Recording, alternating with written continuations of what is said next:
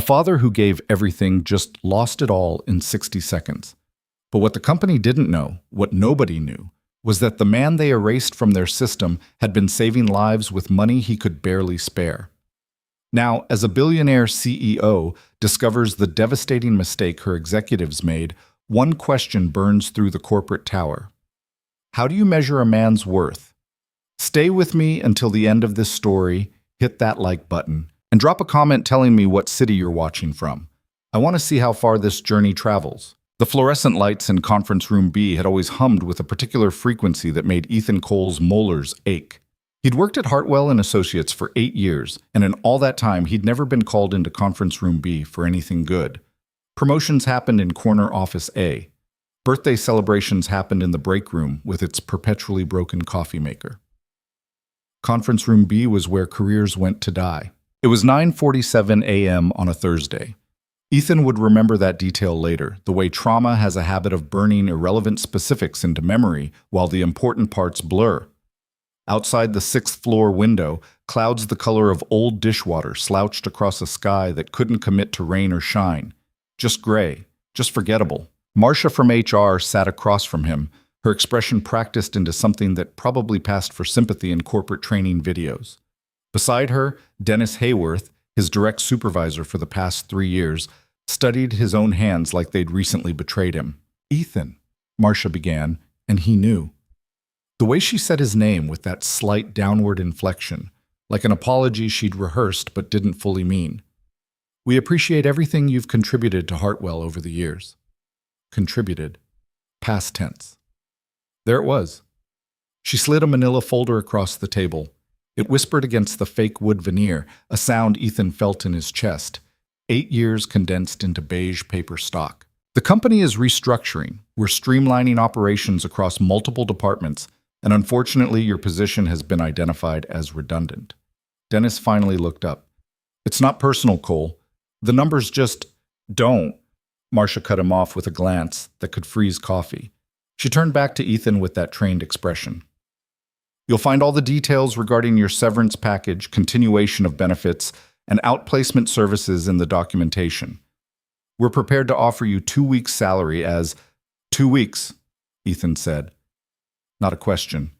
Just stating a fact, letting it exist in the air between them. Given the circumstances, we feel it's fair. Fair. 8 years. 2 weeks. Ethan did the math automatically. It's what accountants do, even when the numbers are cutting them open. 26 paychecks a year. He'd collected 208 of them from Hartwell & Associates.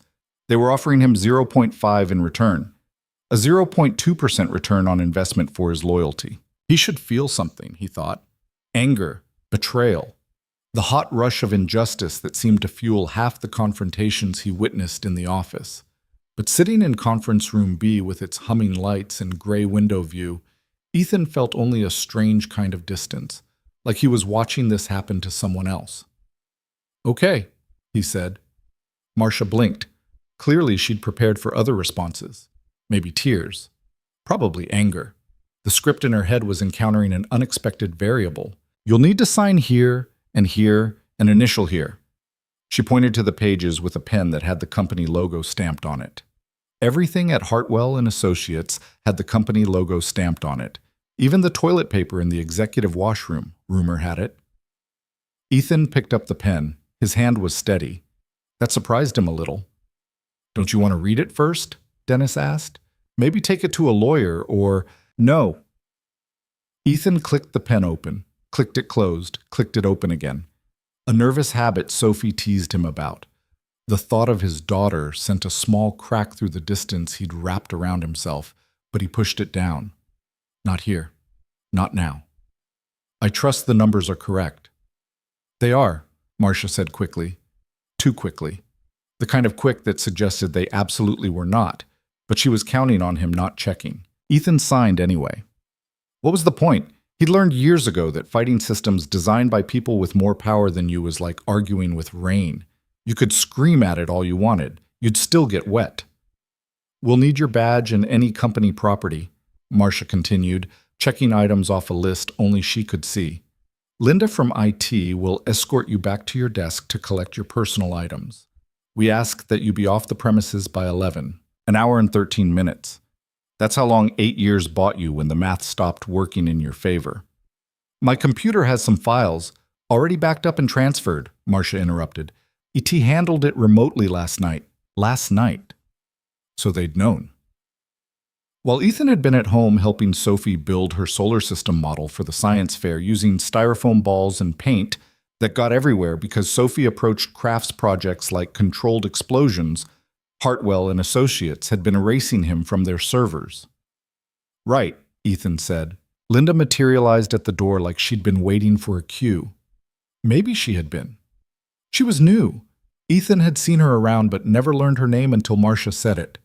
Young, probably fresh out of college, wearing her IT credentials on a lanyard that seemed too heavy for her neck. Mr. Cole? Linda's voice was soft, uncertain. She probably hadn't done this before. I'll walk you back, you. Ethan stood. The chair scraped against the floor with a sound that felt too loud. Dennis wouldn't meet his eyes. Marcia was already gathering her papers, moving on to whatever came after dismantling someone's livelihood. Probably lunch. Maybe that new sushi place on 5th Street that everyone said was overpriced but trending. The walk from conference room B to his desk should have taken 90 seconds. Ethan had timed it once during a particularly boring afternoon, curious about the efficiency of the office layout. But with Linda trailing behind him at a respectful distance, corporate speak for making sure you don't steal anything or set something on fire, it felt longer. Every step a small announcement to the colleagues he passed. This man has been deemed unnecessary. Janet from accounts receivable looked up as he passed, started to smile, then saw Linda and understood. The smile died. She looked away. Marcus from marketing did the same thing. The understanding rippled through the cubicles like dominoes falling in slow motion.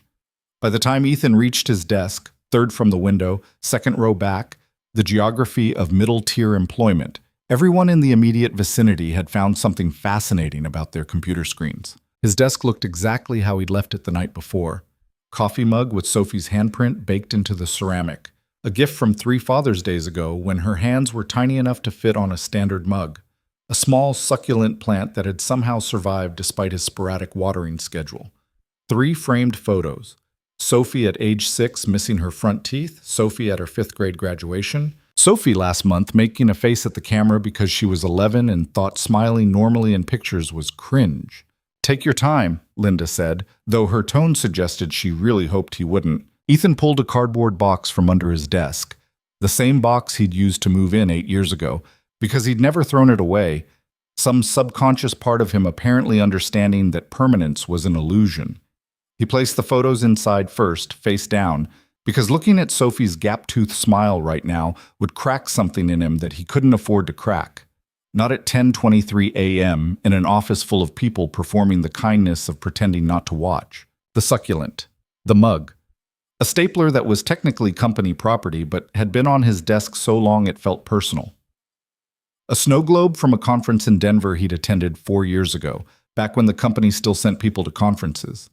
He shook it once, watched the fake snow swirl around a miniature cityscape, then wrapped it in the sweater he kept in his bottom drawer for when the AC ran too cold. That everything? Linda asked. Ethan looked around. 8 years, 1 box. Maybe that said something profound about the nature of work and identity, or maybe it just said he'd never been much for decorating. Either way, it fit. Yeah, he said. That's everything. The exit process required passing through the main lobby, where Clara at reception had worked for 17 years and knew everyone's coffee order by memory. She looked up as Ethan approached with his box and Linda still trailing like a shadow. Ethan? Clara's voice carried confusion, then realization, then something that might have been actual emotion if corporate culture permitted such things. Oh, honey. It's okay, Clara. It's really not. She stood up, which was against protocol for reception staff during business hours. This place is run by idiots. You know that, right? Complete idiots who wouldn't know real value if it filed their taxes for them. Linda shifted uncomfortably. This wasn't in her script. Ethan managed something close to a smile. Thanks, Clara. You've got my number if you need a reference, or if you want to talk, or if you want me to key Dennis's car. She said the last part loud enough that a passing executive frowned in her direction. Clara didn't care. 17 years bought you certain freedoms. I'm serious about the car thing. I'll keep that in mind. The automatic doors opened with their familiar pneumatic hiss. Outside, the gray sky had finally committed. Rain, thin and cold, the kind that soaks through everything without the courtesy of being dramatic about it. Ethan didn't have an umbrella. It was in his car, which was parked in the lot he'd just lost access to. Except he'd actually taken the bus this morning because his car was making that noise again, the expensive noise, the one that meant something important was about to break.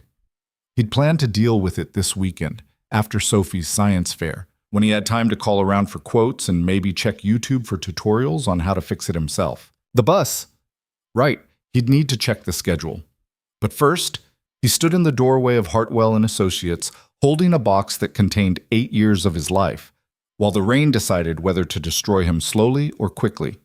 Linda hovered behind him, waiting for him to clear the threshold so she could return to her desk and her actual job responsibilities. Mr. Cole, you need to... I know. Ethan stepped into the rain.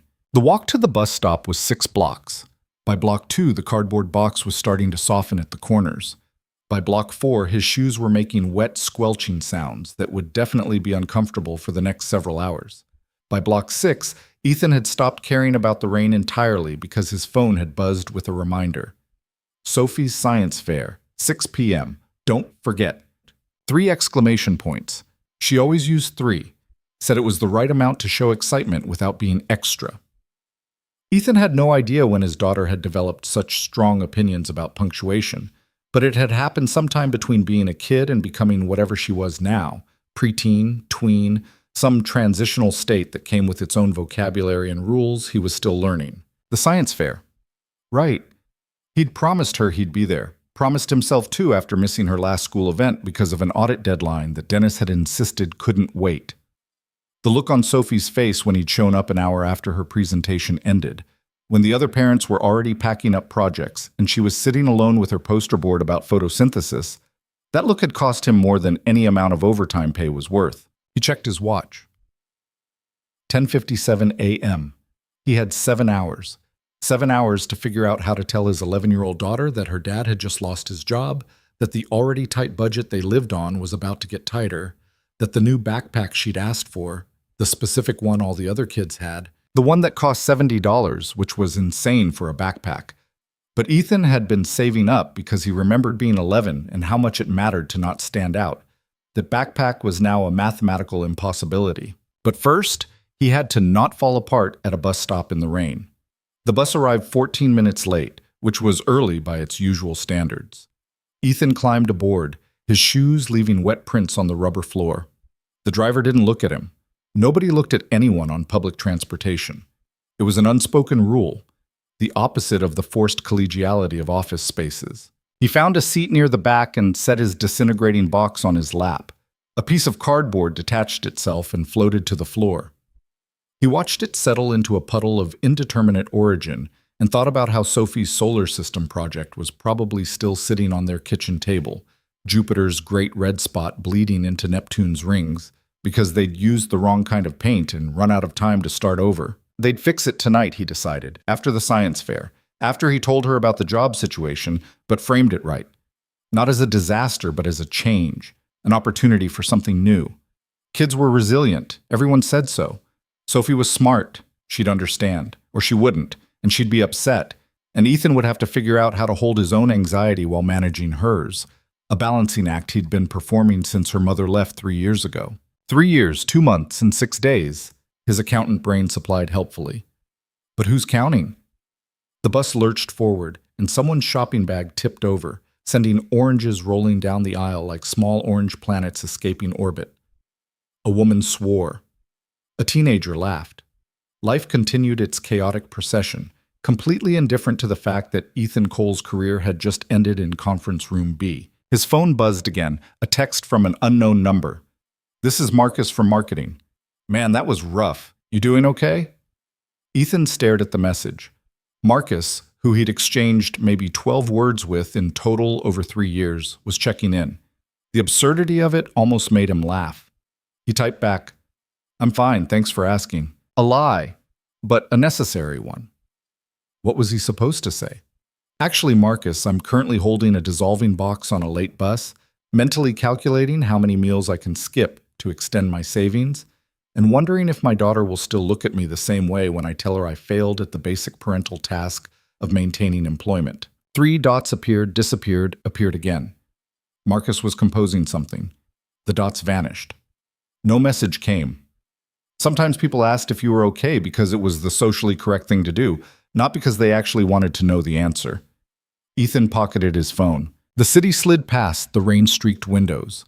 Buildings that used to represent opportunity when he first moved here, young, newly graduated, full of that specific optimism that exists before life teaches you about Conference Room B and 2-week severance packages. Now they just look like buildings, structures designed to house the machinery of commerce, indifferent to the humans operating within them. His stop came too quickly and not quickly enough. Ethan gathered his soggy box and stepped back into the rain, which had upgraded from annoying to aggressive. The walk to his apartment was short, 4 blocks, though it felt longer carrying physical evidence of professional failure.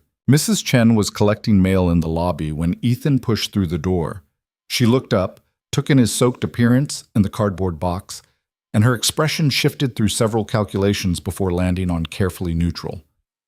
"Ethan," she said. "Rough morning?" "Something like that." "You're still good for rent, right? Because I like you and Sophie, but business is business, and I'm good, Mrs. Chen." Another lie. But he had enough in savings to cover next month. After that, the math got complicated. "Rent's always on time." She studied him for a long moment, then nodded. "Okay, you let me know if that changes. Rather work something out than lose good tenants." "I will." The elevator was broken again, 3rd time this month. So Ethan took the stairs to the 4th floor. His legs burned by the 2nd landing, a reminder that he'd been meaning to exercise more. Add that to the list of improvements he'd planned to make once work calmed down. Except work would never calm down now, because work no longer existed. Apartment 4C. Home. Ethan juggled the box and his keys, managed to unlock the door without dropping anything, and stepped into the particular silence of an empty apartment at midday. Sophie was at school. Wouldn't be home until 3:30. 3.5 hours of Ethan alone with his thoughts and a box of useless desk items. He set the box on the kitchen counter next to Sophie's solar system project. Jupiter's paint had indeed bled into Neptune, creating a sort of cosmic bruise across the orbital plane. They really should have used acrylic instead of watercolor. Lesson learned for next time, except there wouldn't be a next time for Sophie's 6th grade science fair. She'd be in 7th grade next year, and the projects would be different, and time just kept moving forward whether you were ready or not. Ethan peeled off his wet jacket and hung it over a chair to dry. His shirt was damp underneath, clinging uncomfortably. He should change, should probably eat something, since breakfast had been a granola bar eaten standing up at 6:30 a.m., a lifetime ago in a reality where he still had a job. But instead, he stood in his small kitchen and looked at the box of his professional life, and something in him finally cracked. Not dramatically. No throwing things or collapsing, just a slow leak of the pressure he'd been containing since Marcia slid that folder across the table. His breath came shorter. His hands started shaking. Delayed reaction. Adrenaline finally catching up now that there was no one to perform normalcy for. He gripped the edge of the counter. Counted to 10. An old technique from the early days after Sophie's mom left, when panic attacks were a regular visitor. He hadn't had one in months. Thought maybe he'd outgrown them, or at least learned to function around the anxiety. Apparently not. Breathe in for 4, hold for 7, out for 8. His phone buzzed. He ignored it. 4, 7, 8. The shaking slowed. The pressure valve eased. The kitchen stopped tilting. Ethan checked his phone. Another unknown number. "Hey, Ethan, it's Janet from AR. Just heard. This is such bullshit. Let me know if you need anything." Then another. "Cole, it's Tom from 3rd floor. Drinks tonight? My treat. You shouldn't be alone." Then another, and another. Colleagues he barely knew emerging from the woodwork with condolences and offers of support that would probably evaporate within a week when the novelty of his firing wore off and they had their own problems to manage. But still, they'd reached out. That counted for something. He should respond, should say thank you, express gratitude for the sentiment even if the practical help was negligible. But the thought of composing appropriate messages, of performing gratitude on top of everything else, felt impossible. Later. He'd deal with it later. The rain had finally stopped, he realized. Sunlight was trying to break through the clouds, creating patches of light and shadow across the kitchen floor. The weather couldn't even commit to being properly miserable. Just gray, then wet, then gray again, now trying for redemption. Sophie's backpack hung on its usual hook by the door. The old one, not the new one she wanted, fraying at the bottom where she dragged it everywhere, instead of wearing it properly. Ethan had been planning to surprise her next week, after his paycheck cleared. Had even put the new backpack in his online cart, waiting for the right moment. He took out his phone and deleted the cart. $70 was groceries now. Groceries were survival. Backpacks were luxury. I'll make it up to her, he thought. Somehow. The afternoon stretched ahead like a challenge. Ethan knew he should do something productive. Update his resume, check job listings, start the process of finding new employment before the severance ran out. But the idea of opening his laptop and confronting the reality of his situation felt like standing at the edge of a cliff he wasn't ready to jump from. Instead, he found himself at Sophie's solar system project. The paint had dried wrong, but the structure was sound.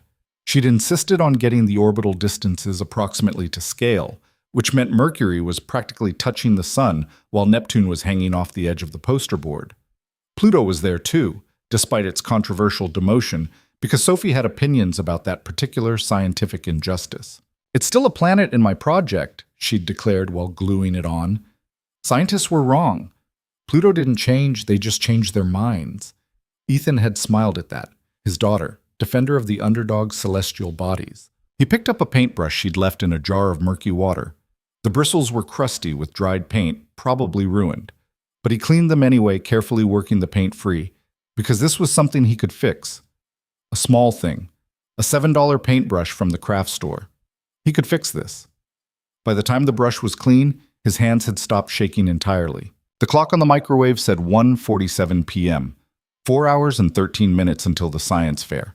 Ethan had time. Time to shower, change into dry clothes, make himself presentable. Time to figure out what he was going to say to Sophie. Time to prepare for questions he didn't have answers to yet. Will we have to move? Will you get another job? Are we going to be okay? Kids asked direct questions like that. Adults learned to dance around the truth, but kids just wanted to know if their world was about to collapse. And the honest answer was, Ethan didn't know. The math was tight. His savings would cover 2 months, maybe 3 if he cut everything non-essential. After that, variables he couldn't control yet would determine outcomes he couldn't predict. But Sophie didn't need to hear that. She needed to hear that her dad had a plan, that everything would be fine, that some things change, but the important stuff, the two of them, their life together, that stayed solid. So that's what he'd tell her, a truth adjacent to the real truth, the kind of parental editing that walks the line between protection and dishonesty. His phone rang, actual ring, not text. Ethan didn't recognize the number, but it had a local area code. Hello? Mr. Cole? This is Linda from IT at Hartwell. Look, I'm not supposed to call, but I wanted to apologize for this morning. I'm new and they just told me to escort you, and I should have said something, should have been more, human about it. Ethan sat down. Linda, it's okay. You were doing your job. Still felt wrong. You were nice about it. Most people aren't. Last month this guy tried to hit me when I told him he had to leave immediately, but you were just... She paused. I looked at your file after 8 years. That's longer than I've been out of college.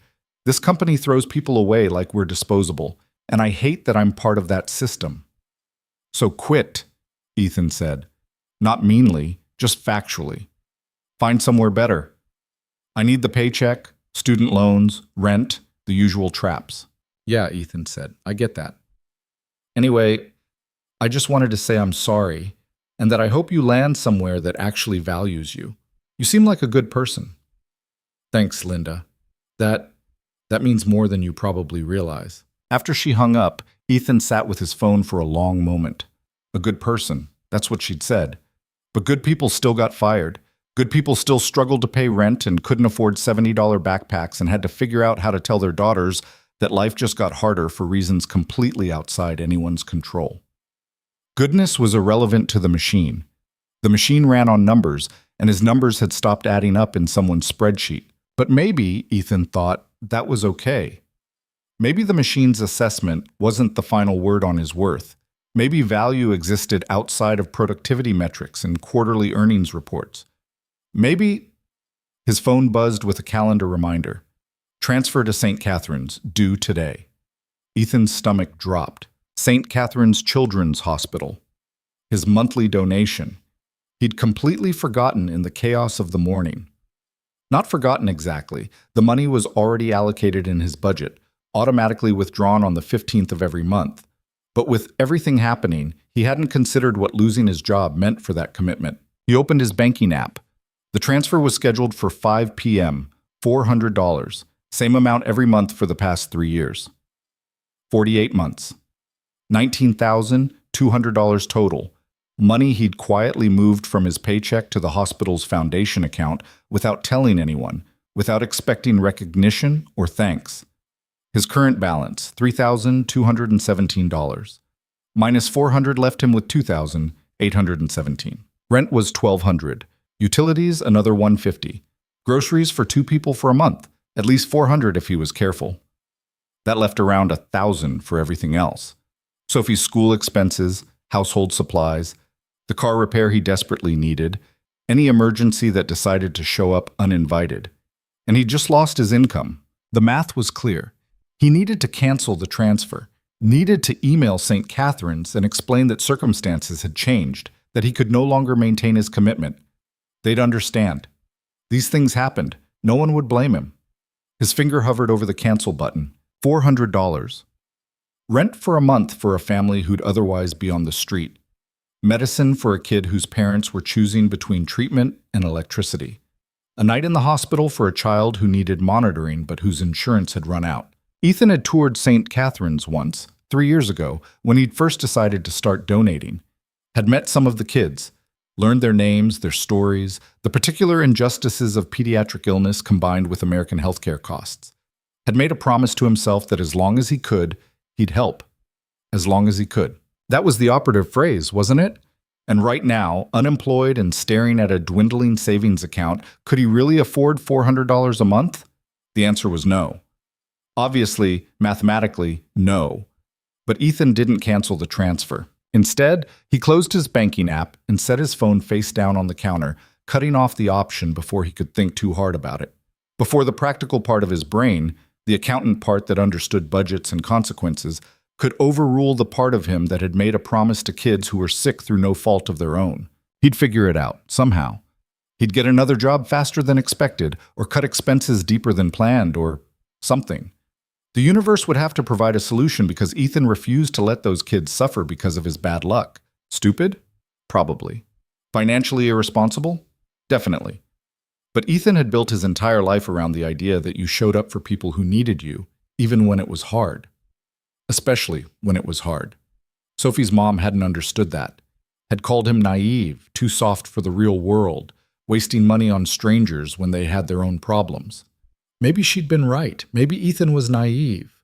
But he'd rather be naive and helpful than practical and cruel. The microwave clock blinked to 2 p.m. 4 hours until the science fair. Time to shower, change, pretend to be a father who had everything under control. Ethan stood and grabbed his wet jacket from the chair. As he did, something fell from the pocket and skittered across the floor. The company pen from conference room B. He'd forgotten he'd taken it, had probably shoved it in his pocket without thinking after signing the severance papers. He picked it up, examined the logo stamped on the side. Hartwell and Associates, established 1987, as if longevity granted moral authority. The pen probably cost 12 cents to manufacture. Was worth even less now that Ethan no longer worked there.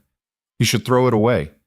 Should ceremonially toss it in the trash as a symbol of moving forward, burning bridges, all the metaphors people used when one chapter ended and another began. Instead, he put it in the cup on his counter where he kept other pens.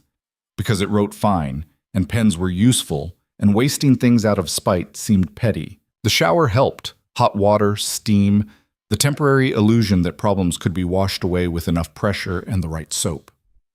Ethan stood under the spray longer than he should have, considering the water bill, but he needed this. Needed 10 minutes where the only thing required of him was standing still while heat worked out the tension in his shoulders. When he finally emerged, the apartment felt different. Still small, still showing the wear of being a rental unit in a building that hadn't been updated since the 90s, but somehow less oppressive. Or maybe Ethan had just adjusted to the new reality. Humans were adaptable like that. You could get used to almost anything if you had to. He dressed carefully, not the suit he wore to work. That felt wrong, like wearing a costume from a play that had closed. Instead, jeans and the button-down shirt Sophie had picked out for him last Christmas, blue with thin gray stripes. "You look less like a dad in this," she'd informed him. He hadn't been sure if that was a compliment, but he wore it anyway. 3:15 p.m. Sophie would be home in 15 minutes, full of pre-science fair energy and nerves.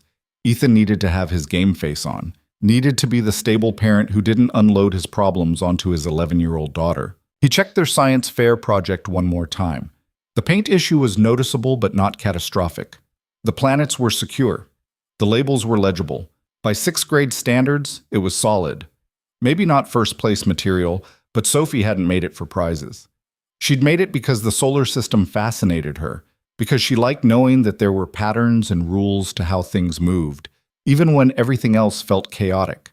Ethan understood that feeling. The sound of the building's front door slamming echoed up the stairwell, followed by footsteps taking the stairs two at a time. Sophie.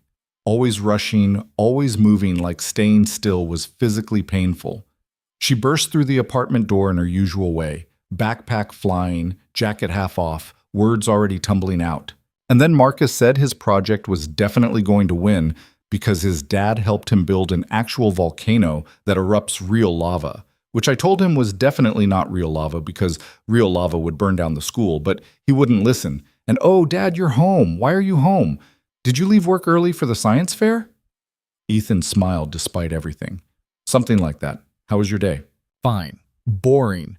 Mrs. Patterson made us do a practice quiz for next week's actual quiz, which is the most pointless thing ever invented."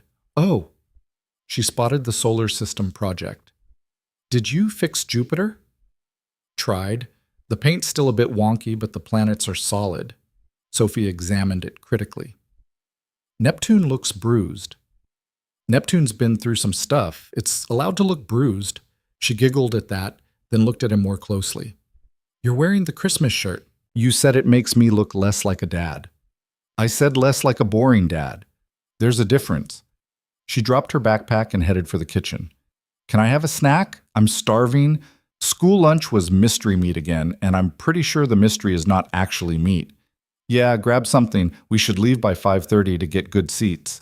Sophie emerged from the pantry with a granola bar, the same kind Ethan had eaten for breakfast in another lifetime. "Are you okay? You seem weird." Kids. They noticed everything. "I'm fine. Just tired." Tired or tired, but actually something else? Ethan hesitated. He should tell her, should sit her down and explain about the job, about the changes coming. But looking at her face, still round with childhood even though she was racing toward adolescence, still capable of excitement about science fairs and granola bars, he couldn't do it. Not yet. Not right before her presentation. She deserved this evening without his problems contaminating it. Tired, he lied. Work was long. Sophie studied him for another moment, then shrugged and took a bite of her granola bar. "Okay. But you know you can tell me stuff, right? I'm not a little kid anymore." "I know. Mom used to do that. Not tell me things because she thought I couldn't handle it. But I could handle it. I just don't like being left out." The mention of her mother landed between them like it always did. Unexpected, sharp, full of history Ethan didn't want to revisit right now. "I'm not leaving you out, Soph. I promise." "Okay." She finished her granola bar and tossed the wrapper toward the trash can. It missed. She picked it up and tried again. Made it this time. "I'm going to go change. The blue shirt or the green one?" "For what?" "For the science fair, Dad. Keep up. Blue or green?" "Blue brings out your eyes." That's such a dad answer. But she said it fondly, already heading toward her room. Alone again, Ethan let out a breath he hadn't realized he'd been holding. He'd survived the first interaction. Could probably survive the science fair too. Tomorrow he'd deal with job hunting and budget cuts and telling Sophie the truth. Tonight, He'd just be her dad, present and supportive, exactly what she needed him to be. His phone buzzed. Another text from an unknown number. "Ethan, this is Patricia from the Hospital Foundation. Are you available for a quick call? Something's come up. St. Catherine's." The hospital he'd been donating to. Probably calling to acknowledge his transfer or discuss something about the foundation. Terrible timing, but Ethan called back anyway. "Mr. Cole, thank you for calling so quickly." Patricia's voice was warm but carried an edge of concern. "I wanted to reach out personally before you saw the news tomorrow." "News?" "We're hosting a small event next month honoring our major donors. Your name came up in the planning, and I realized we've never actually met in person.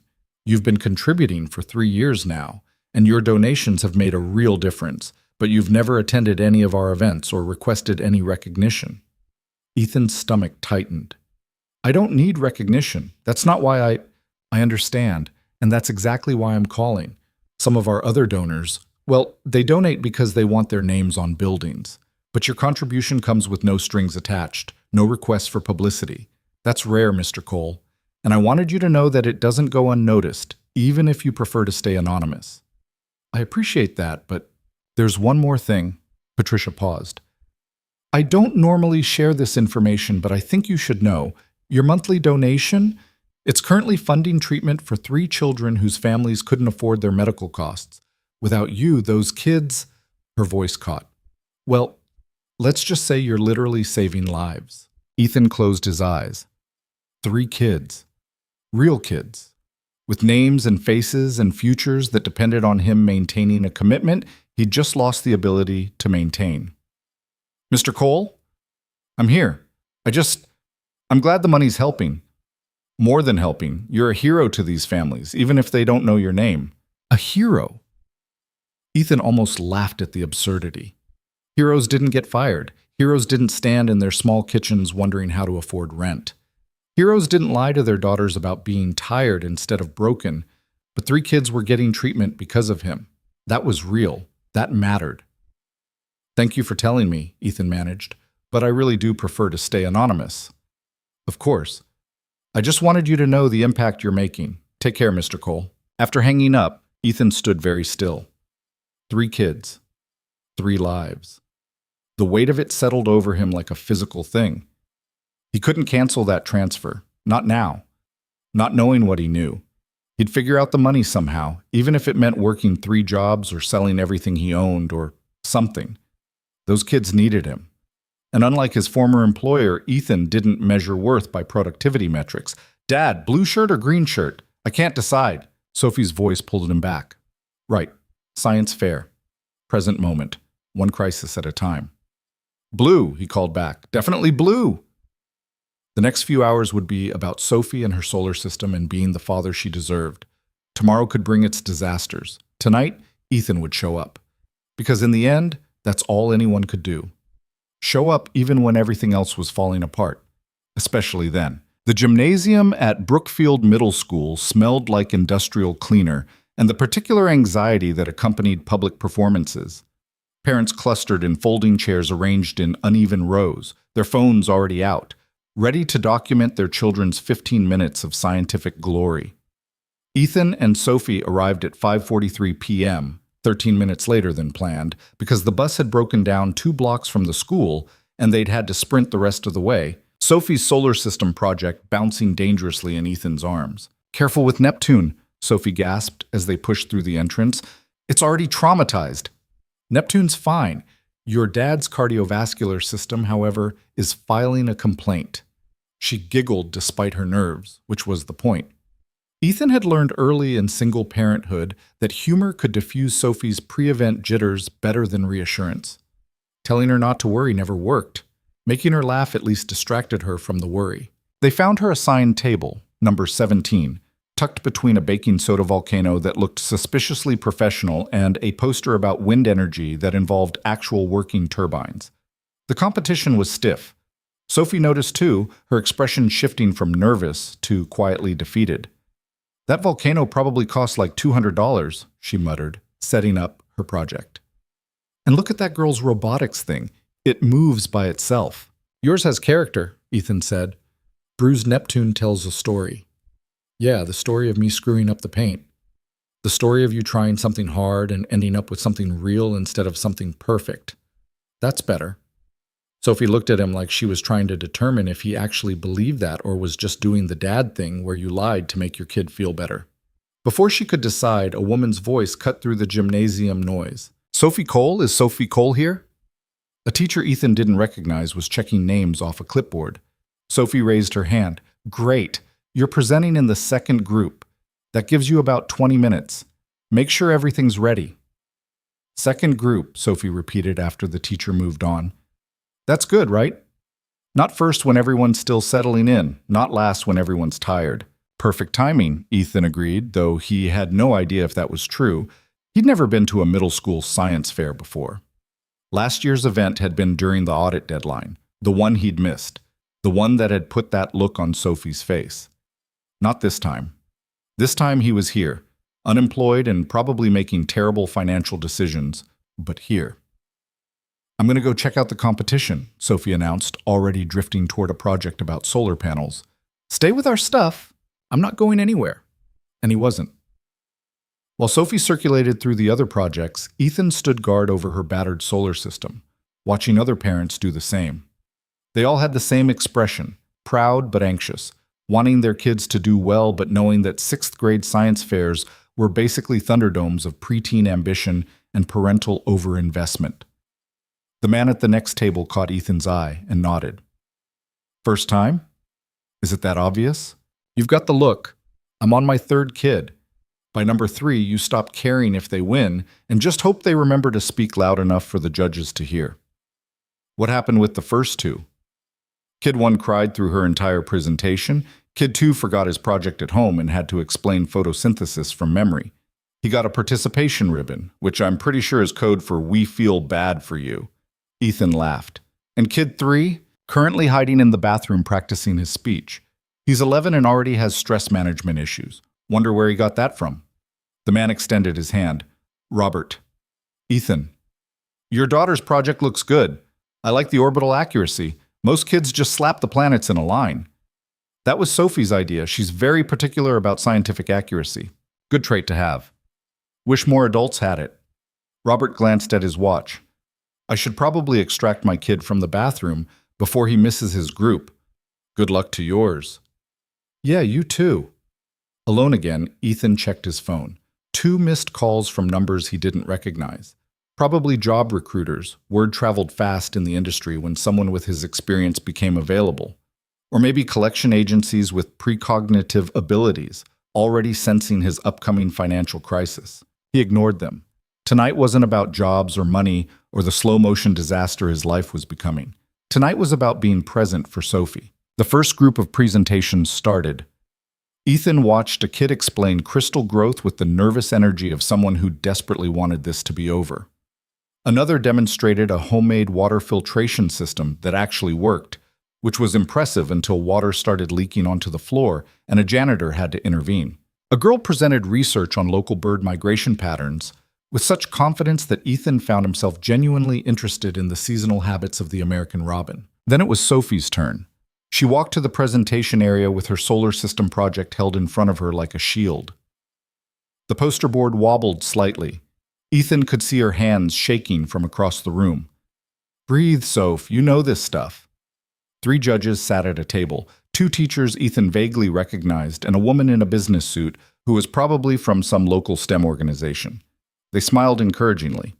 Sophie did not smile back. Hi, I'm Sophie Cole, and my project is about orbital mechanics in our solar system. Her voice was too quiet. The judges leaned forward. One of them made a note. So most people think planets just float in space randomly, but actually there's really specific math that determines where they go and how fast they move. It's called Kepler's laws, named after this astronomer who figured it out like 400 years ago. She was speeding up, the way she did when nervous. Ethan willed her to slow down, to breathe, to remember that she actually knew this material better than most adults. I made a scale model showing the orbital distances. It's not perfect because if I did it perfectly to scale, Neptune would be like 3 classrooms away, which didn't seem practical. But I kept the ratios accurate, which is what matters for understanding the relationships between the planets. One of the judges pointed at the poster. What happened to Neptune here? The coloring seems different. Sophie's face went red. I messed up the paint. We used watercolor instead of acrylic and it bled, but I kept it because Neptune actually is kind of blue and weird looking anyway, so it's still scientifically accurate even if it looks bruised. The judge in the suit smiled. I think it gives Neptune character, and your honesty about the mistake is appreciated. Too many students present projects as if everything went perfectly, when real science is full of things going wrong. Sophie's shoulders dropped slightly. Really? Really? Can you tell us more about Kepler's laws? And just like that, Sophie relaxed. She started talking faster again, but now it was enthusiasm instead of nerves. She explained elliptical orbits and conservation of angular momentum and harmonic resonance with the passion of someone who genuinely found this stuff fascinating. Ethan watched her transform from his anxious kid into someone who knew things, who could explain complex concepts, who had put in the work and earned the right to be confident about it. That's my daughter, he thought, and the pride hit him so hard he forgot about everything else for exactly 4.5 minutes. When Sophie finished, the judges applauded. Other parents joined in. She returned to their table glowing. I didn't completely screw it up, she announced. You were great. I talked too fast at the beginning. You recovered perfectly, and that judge loved your Neptune explanation. She was nice. Did you see her write something down when I talked about orbital resonance? That was probably good, right? Definitely good. Sophie bounced on her toes, excess adrenaline looking for an outlet. Can I go see Marcus's volcano presentation? He's in the next group. Sure, I'll be here. She disappeared into the crowd, leaving Ethan alone with the solar system and his thoughts. The thoughts weren't great company. Now that the presentation was over, everything he'd been suppressing for the last 6 hours came rushing back. No job, dwindling savings, the hospital donation he couldn't afford to cancel, the conversation with Sophie he still needed to have. His phone buzzed. A text from a number with a New York area code. Mr. Cole, this is Amanda Reeves from the Children's Hospital Alliance. May I call you regarding St. Catherine's? Ethan stepped outside the gymnasium to call back. The evening had gone cold, that particular spring chill that arrived after the sun set. He should have brought a jacket. Mr. Cole, thank you for calling.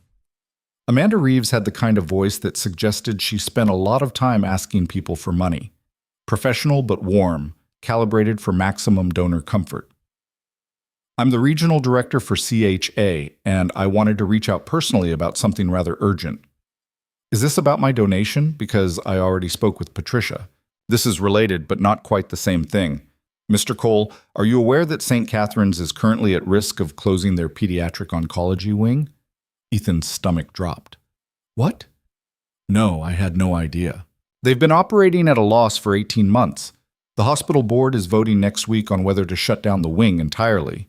If they do, the children currently in treatment will be transferred to facilities that may be hours away from their families. Some may not be able to continue treatment at all due to distance or insurance complications. That can't happen. Those kids need...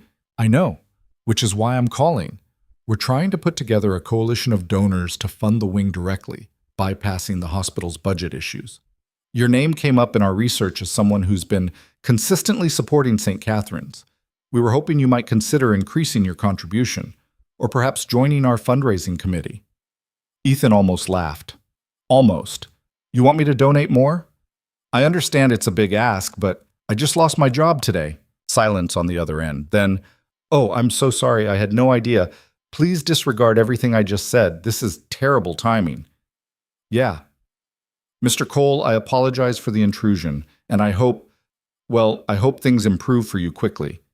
She hung up before Ethan could respond. He stood in the parking lot, phone still pressed to his ear, trying to process what he'd just heard. The pediatric oncology wing was closing. The kids he'd been helping, the 3 kids Patricia had mentioned, plus however many others, they'd lose their treatment center. Some might lose their treatment entirely. Because of money. Because some spreadsheet somewhere indicated that saving children's lives wasn't financially viable. The numbers just didn't add up, he imagined some hospital administrator saying. The same phrase Dennis had used this morning. Different context, same indifference. Ethan wanted to throw his phone. wanted to scream at the fundamental injustice of a world where children died because the math didn't work out. But screaming wouldn't help, and he was standing in a middle school parking lot where his daughter was inside having the time of her life, and he needed to keep it together. $400 a month wouldn't save the wing, wouldn't even make a dent in what they needed, but it was something. And maybe if he kept donating, kept showing up even when it was hard, maybe that example would ripple out somehow. Maybe other people would see that it mattered and step up too. Or maybe he was delusional, making terrible financial decisions based on emotional reasoning instead of practical reality. Ethan didn't know anymore. He went back inside. The presentations were still happening, kids explaining science with varying degrees of confidence and accuracy. Sophie had found Marcus and was watching his volcano demonstration with a mix of admiration and competitive assessment. "It's pretty good," she admitted when Ethan joined her, "but the lava is definitely not real lava. I was right about that." "What is it?" "Looks like baking soda and food coloring. Classic volcano technique. Still impressive, though. His dad must have helped a lot with the construction." There was something in her voice, not quite envy, but awareness. Awareness that other kids had more help, more resources, more of everything. Sophie never complained about it directly, but Ethan knew she noticed. "Your project is better," he said quietly. "Dad, his literally erupts. Yours teaches real physics. His teaches that baking soda reacts with vinegar, which is cool, but not exactly cutting-edge science." Sophie considered this. "You're probably just saying that because you're my dad. I'm saying it because it's true. Also because I'm your dad. Both things can be true." She leaned against him slightly, the way she used to when she was smaller. "Thanks for coming. I know work was probably busy." Ethan's throat tightened. "Nothing is more important than being here." "That's a very dad thing to say. Sorry. I'll try to be cooler next time." "Please don't. It's too late for you." But she was smiling. The presentations wrapped up around 7:30. The judges deliberated while parents raided the refreshment table, store-bought cookies and juice boxes, the universal fuel of school events.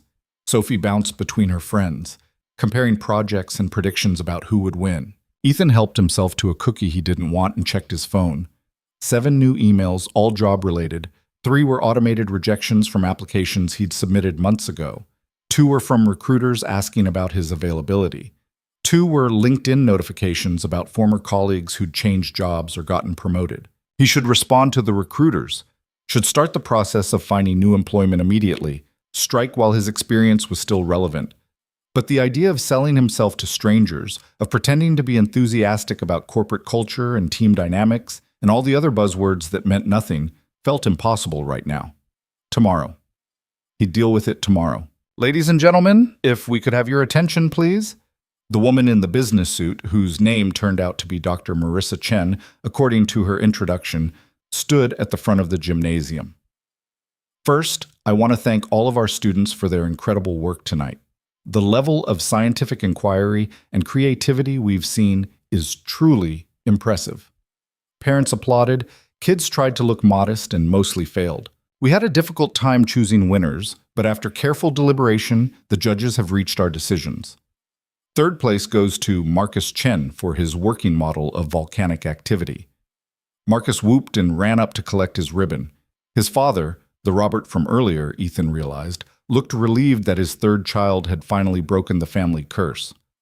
Second place goes to Aisha Patel for her research on local bird migration patterns. The confident girl who'd presented about robins accepted her ribbon with a smile that suggested she'd been expecting first place but would graciously accept second. "And first place goes to—" Dr. Chen paused for dramatic effect. Sophie grabbed Ethan's arm. "Sophie Cole, for her project on orbital mechanics and Kepler's laws. Time did something strange." Sophie's grip tightened on Ethan's arm. Her mouth opened, but no sound came out. Around them, people were clapping, but it sounded distant, muffled. "Go," Ethan managed. "Go get your ribbon." Sophie walked to the front like someone who wasn't entirely sure this was real. Dr. Chen handed her a blue ribbon and shook her hand. Said something Ethan couldn't hear. Sophie nodded, still looking dazed. When she came back, she was crying. "Hey, what's wrong? You won!" "I know. That's why I'm crying." She wiped her face with her sleeve. "That was stupid. Winners aren't supposed to cry." "Winners can cry if they want, It's your ribbon. You can cry if you want to. That's from that birthday song. I know. I'm very clever. Sophie laughed through her tears and hugged him hard enough that Ethan's ribs protested. I can't believe I won. My project looks so bad compared to everyone else's. Your project was great. The judges recognized that. Can we get ice cream to celebrate? Ethan thought about his budget, about the money he didn't have and the decisions he couldn't afford to make. But looking at Sophie's face, still streaked with happy tears, still glowing with an accomplishment she'd earned entirely on her own, he couldn't say no. Yeah, we can get ice cream. They left the gymnasium 20 minutes later, after Sophie had shown her ribbon to approximately everyone she'd ever met. The night had fully settled in, stars barely visible through the city's light pollution. Ethan wondered if Sophie could name them all, map their positions, calculate their distances. Probably. His daughter was smart like that. The ice cream place was 6 blocks away. They walked instead of taking the bus, because the evening was nice despite the chill, and Sophie needed to burn off her excess excitement. I'm getting cookie dough, Sophie announced. No, mint chip. No, definitely cookie dough. Actually, can I get both? You can get one. This is a celebration, not a financial collapse. What if I get cookie dough in a waffle cone? Does that count as 2 things or 1 thing? 1 thing. Then I'll get that. What are you getting? Probably nothing. I'm not hungry. Sophie stopped walking. Dad, you have to get ice cream. It's a celebration. You can't celebrate without participating. I'm celebrating by watching you celebrate. That's the saddest thing I've ever heard. Get vanilla if you can't decide, but you have to get something. Ethan bought himself a small vanilla cone he didn't want, and Sophie her cookie dough waffle cone she absolutely did want. They sat on a bench outside the shop, watching cars pass, eating ice cream that was too cold for the weather, but perfect anyway. This was a good day, Sophie said around a mouthful of cookie dough. Like a really good day. Yeah, it was. Are you sure you're okay? You still seem weird. Here it was. The opening. Ethan could tell her now, explain about the job and the money and all the changes coming, but watching her demolish her ice cream cone, still riding the high of her first-place ribbon, he couldn't do it. Tomorrow. He'd tell her tomorrow when reality had reasserted itself and today's victory had properly settled in. She deserved one more night of uncomplicated happiness. I'm fine, Soph, just tired. You said that before. Still true. She studied him with the unnerving perception kids sometimes demonstrated. When you're ready to tell me what's actually wrong, I'll listen. I'm good at listening. I know you are. They finished their ice cream in comfortable silence. Ethan's phone buzzed continuously in his pocket. Probably more job emails, more recruiters, more of a future he wasn't ready to face yet. He ignored it all. The walk home took longer than necessary because Sophie wanted to stop and look at everything. A cat in a window. An interesting piece of graffiti. A tree that she swore hadn't been there last week, even though it obviously had been. Ethan didn't rush her. Time felt elastic tonight, stretching to accommodate whatever they needed it to hold. Back at the apartment, Sophie immediately called her best friend to describe the science fair in exhaustive detail. Ethan could hear her through the wall, still buzzing with energy, probably not sleeping anytime soon. He sat at the kitchen table and finally looked at his phone. 23 notifications. Most were what he expected. Job stuff, LinkedIn, the digital detritus of professional existence. But one was different. A voicemail from an unknown number. Ethan almost deleted it without listening, but something made him hit play. Mr. Cole, this is David Chang from Grant Industries. I'm the executive assistant to Ms. Olivia Grant, our CEO. She's requested a meeting with you tomorrow morning at 9 a.m. at our headquarters downtown. I apologize for the short notice, but Ms. Grant was quite insistent. Please call me back at this number to confirm your attendance. Ethan played the message again, certain he'd misheard. Grant Industries. Olivia Grant. He knew those names. Everyone did. Grant Industries was one of the largest tech conglomerates in the country, worth billions. Olivia Grant herself was famous for being a genius entrepreneur who'd built the company from nothing before she was 30. Forbes did profiles on her. She gave TED Talks. She definitely did not request meetings with unemployed accountants from failing firms. This had to be a mistake. Wrong number, wrong Cole, wrong universe. He called the number back anyway. David Chang. This is Ethan Cole. I got a voicemail about a meeting with Ms. Grant. I think there might be some confusion. No confusion, Mr. Cole. Ms. Grant specifically asked to meet with you. Are you available tomorrow at 9? Yes, but I don't understand why. I'm not at liberty to discuss the details. Ms. Grant will explain everything when you meet. Should I confirm you for 9 a.m.? Ethan's brain was moving too slowly. Nothing about this made sense. Can I ask how Ms. Grant even knows who I am? I really can't say, Mr. Cole, but I assure you this is legitimate. Grant Industries headquarters, 9th floor, 9 a.m. Dress is business casual. Do you need the address? No, I know where it is. Everyone in the city knew where Grant Industries was. It was one of those glass tower buildings that dominated the skyline, the kind of place Ethan had walked past hundreds of times without ever imagining he'd go inside. Excellent. We'll see you tomorrow morning. David hung up before Ethan could ask any of the 1,000 questions ricocheting through his mind. A meeting with Olivia Grant. Tomorrow. About something important enough to warrant short notice and personal attention from a billionaire CEO. This was insane. Ethan Googled Olivia Grant on his phone, even though he already knew the basics. The search results showed a woman in her early 30s with sharp features and sharper business acumen. Every photo showed her in motion, walking between meetings, speaking at conferences, cutting ribbons at new facilities. She looked like someone who operated at a different speed than normal humans. He clicked on a recent article from Business Insider. Olivia Grant's Unexpected Philanthropy: How a Tech CEO is Revolutionizing Corporate Charity. The article detailed Grant's various charitable initiatives, education programs, environmental projects, and, Ethan's heart stopped, healthcare funding, specifically funding for pediatric hospitals. St. Catherine's was mentioned by name. Dad? Sophie appeared in the doorway, phone still in hand. Why are you making that face? What face? The face you make when you're trying to figure out if something is good or bad. Ethan set his phone down. I might have a meeting tomorrow. With someone important. How important? Very important. Like CEO of a billion-dollar company important. Sophie's eyes widened. Are you getting a new job? I don't know. Maybe. I honestly have no idea what this is about. But it could be good? Yeah, it could be good. Sophie grinned. See, today really is a good day. She disappeared back to her room, leaving Ethan alone with his confusion and a growing sense that something fundamental had shifted. He didn't know what, didn't know why. But tomorrow morning at 9 a.m., he'd find out. He looked at Sophie's science fair project, still sitting on the kitchen counter. Bruised Neptune and all, a testament to trying hard and ending up with something real instead of something perfect. Maybe that was enough. Maybe showing up and doing your best, even when the paint bled wrong, was exactly what the universe rewarded. Or maybe Ethan was about to walk into the strangest job interview of his life and make a complete fool of himself in front of one of the most powerful people in the country. Either way, he'd know tomorrow. For tonight, he had his daughter's first-place ribbon taped to the refrigerator and a meeting that made no sense but might mean everything.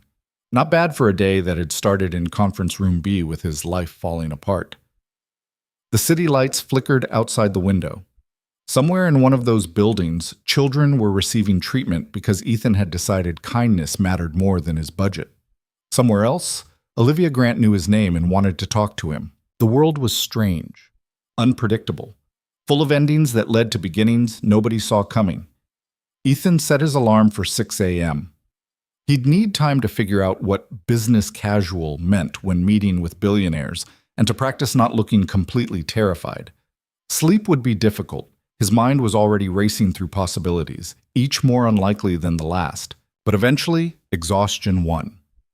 Ethan fell asleep on his couch, phone still clutched in his hand, Sophie's victory and tomorrow's mystery blending into dreams that made no more sense than reality currently did. Tomorrow would bring answers. Tonight had brought ice cream and a blue ribbon and the strange comfort of knowing that sometimes, when everything fell apart, it was just making room for something else to begin. The alarm went off at 6 a.m., but Ethan had been awake since 4:30, staring at the ceiling and running through scenarios that ranged from improbable to completely absurd. By the time he dragged himself off the couch, His neck was stiff from sleeping at a wrong angle, and his mind was a mess of half-formed questions. Business casual. What did that even mean in the context of meeting a billionaire?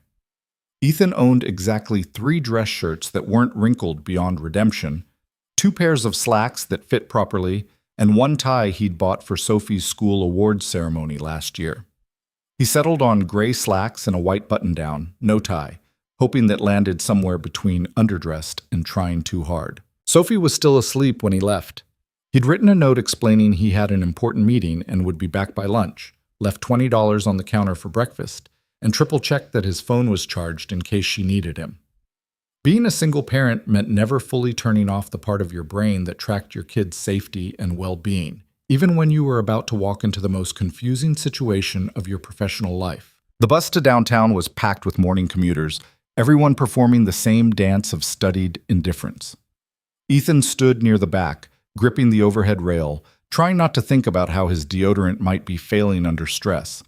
A woman next to him was reading something on her tablet about Grant Industries' latest acquisition. The universe apparently had a sense of humor. Grant Industries' headquarters occupied 47 floors of steel and glass in the financial district. Ethan had walked past it countless times, just another impressive building in a city full of them. But standing in front of it now, knowing he was expected inside, the scale felt different, intimidating in a way that had nothing to do with height and everything to do with power. The lobby was all marble and minimalist design, the kind of space that made you lower your voice automatically. A security desk sat dead center, staffed by 2 guards who looked like they took their jobs seriously. Ethan approached with the confidence of someone who absolutely did not belong there. "I have a meeting with Miss Grant at 9, he said, and hearing the words out loud made the whole situation feel even more surreal. The guard checked his computer. Name? Ethan Cole. A few keystrokes. A slight raise of eyebrows that suggested the guard was surprised to find Ethan actually listed. ID, please. Ethan handed over his driver's license. The guard studied it, studied Ethan, apparently decided they matched, and printed out a visitor badge. 9th floor. Elevators are on your right. Someone will meet you when you arrive. The elevator was glass-walled, offering a view of the lobby, shrinking below as Ethan ascended. His stomach did something complicated that was partly nerves and partly the speed of the lift. By the 8th floor, he'd counted 17 different ways this meeting could go catastrophically wrong. The 9th floor was quieter than he'd expected. Soft carpet, muted lighting, the kind of professional hush that suggested important decisions happened here regularly. A young man in an expensive suit was waiting when the elevator doors opened. "Mr. Cole? I'm David Chang. We spoke on the phone." They shook hands. David's grip was firm without being aggressive, practiced in the way of people who shook a lot of hands professionally. "Ms. Grant is just finishing up a call. She'll be with you in a few minutes. Can I get you anything? Coffee? Water?" "I'm fine. Thank you." "Right this way." David led him through a corridor lined with abstract art that probably cost more than Ethan's annual salary. Used to cost more than his salary, past tense. He needed to stop thinking in terms of income he no longer had. They arrived at a conference room with floor-to-ceiling windows overlooking the city. The view was spectacular in a way that felt almost aggressive. "Look at everything we can see from up here. Look at how far above everything we are." "Make yourself comfortable," David said. "Ms. Grant shouldn't be long." Then Ethan was alone in a room that probably hosted million-dollar deals, sitting in a chair that cost more than his monthly rent, wondering what the hell he was doing here. He checked his phone. 8:54 a.m., 6 minutes. He could survive 6 minutes. The door opened at 8:57. Olivia Grant didn't look like her photos. She was shorter than he'd expected, maybe 5'4", wearing jeans and a blazer that somehow looked both casual and authoritative. Her hair was pulled back in a way that suggested efficiency over style. But it was her eyes that got him, sharp and assessing, like she could calculate your worth in the time it took you to say hello. "Mr. Cole, thank you for coming on such short notice." She extended her hand. Her grip was surprisingly strong. "I'm Olivia Grant, though I suppose you figured that out." "I did, though I still don't know why I'm here." She smiled at that. It wasn't a warm smile exactly, but it wasn't cold either. More like the expression of someone who appreciated directness. "Right to business. I like that. Do you mind if we skip the pleasantries and get into it?" "Please." Olivia sat across from him, set a folder on the table between them. The folder looked familiar. Too familiar. Ethan's stomach dropped. Yesterday morning, you were terminated from your position at Hartwell and Associates. Is that correct? How do you... I received a call from someone at St. Catherine's Children's Hospital, someone very concerned that their primary anonymous donor had just lost his job. She opened the folder. Inside were printouts, bank statements, donation records, 3 years of transfers from Ethan's account to the hospital's foundation. That donor was you. Ethan's mouth went dry.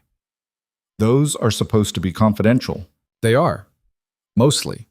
But when you've been donating $400 a month for 36 consecutive months, people notice. People talk. And when those people are worried about losing funding that's keeping children alive, they reach out to other people who might be able to help. Olivia leaned back in her chair. That's how your name ended up on my desk yesterday afternoon. I don't understand what this has to do with... I called Hartwell and Associates to verify the information. Spoke to a woman named Marcia in HR. Very professional. Very willing to confirm that yes, they'd let you go as part of restructuring.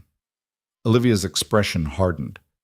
I asked her to send me your personnel file, your performance reviews, your productivity metrics, everything they used to justify firing you. She slid several pages across the table. Ethan recognized them, his annual reviews going back 8 years, consistently solid marks. No disciplinary issues. Comments from supervisors about reliability and attention to detail. According to these, Olivia continued, you were a competent employee who showed up, did your work, and never caused problems. So I asked Marcia to explain exactly why you were chosen for termination. And what did she say? She said your productivity was in the bottom quartile for your department. Said the metrics showed you were consistently slower than your peers at completing assignments. Olivia pulled out another document, a spreadsheet with names and numbers. Ethan's was highlighted near the bottom. This is what they used to justify ending your employment. Ethan looked at the numbers. They weren't wrong exactly. He had been slower than most of his colleagues. I don't work fast, I work carefully. There's a difference. I know. I had my people pull the error rates for your department over the past 3 years. Another page slid across the table. You had the lowest error rate of anyone in your division. 0 client complaints. 0 corrected filings. You were slow because you were thorough, which meant you never had to redo work or fix mistakes.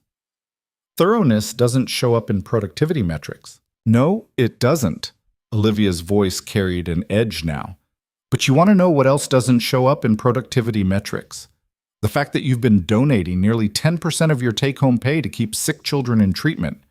That you've been doing it quietly, consistently, without asking for recognition or tax benefits beyond the standard deduction. Ethan shifted uncomfortably. That's not relevant to my job performance, isn't it? Because here's what I find interesting, Mr. Cole. Hartwell and Associates fired you based on numbers that told them you were their least valuable employee.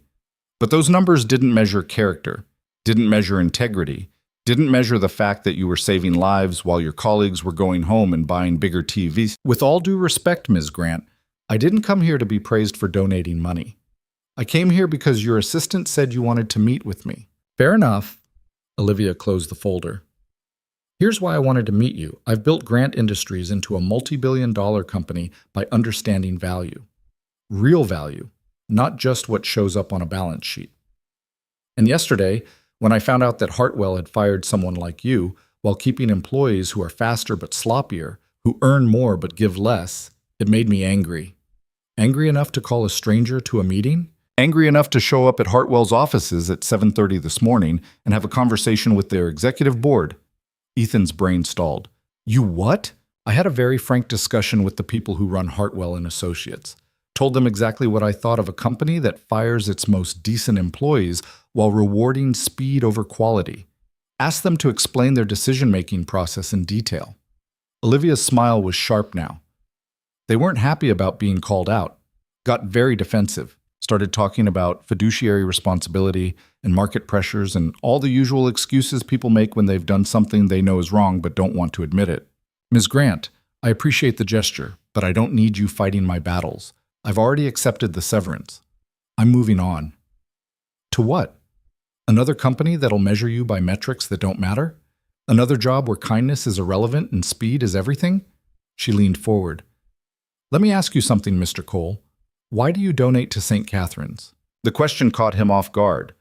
Because kids are getting sick through no fault of their own, and their families can't afford treatment, because the system is broken and someone has to help. And when you lost your job yesterday, did you cancel your donation?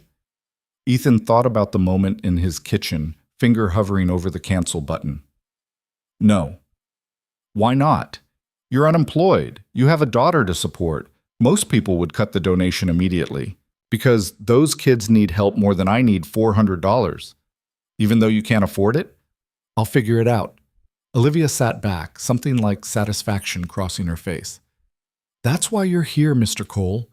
Because in a world where most people optimize for themselves, you optimize for others, even when it costs you, especially when it costs you. I still don't understand what you want from me. I want to offer you a job. The words hung in the air between them. Ethan waited for the punchline, the catch, the part where this made sense. A job, he repeated. I'm expanding Grant Industries' charitable foundation, creating a new division focused specifically on healthcare access, pediatric care, cancer treatment, chronic illness management, the kind of work that saves lives but doesn't generate profit. Olivia pulled out another folder, this one thicker. I need someone to run it, someone who understands the finances, who can manage budgets and allocate resources efficiently. But more importantly, someone who gives a damn about the actual people we'd be helping. Ethan opened the folder. Inside was a job description, salary information, benefits package. The salary made his vision blur slightly. It was more than double what he'd been making at Hartwell. This is insane. It's a legitimate offer. You don't know me. You don't know if I'm qualified for this kind of position. I know you've been managing a personal budget tight enough that donating 10% of your income required real sacrifice. I know you've maintained that commitment for 3 years without wavering.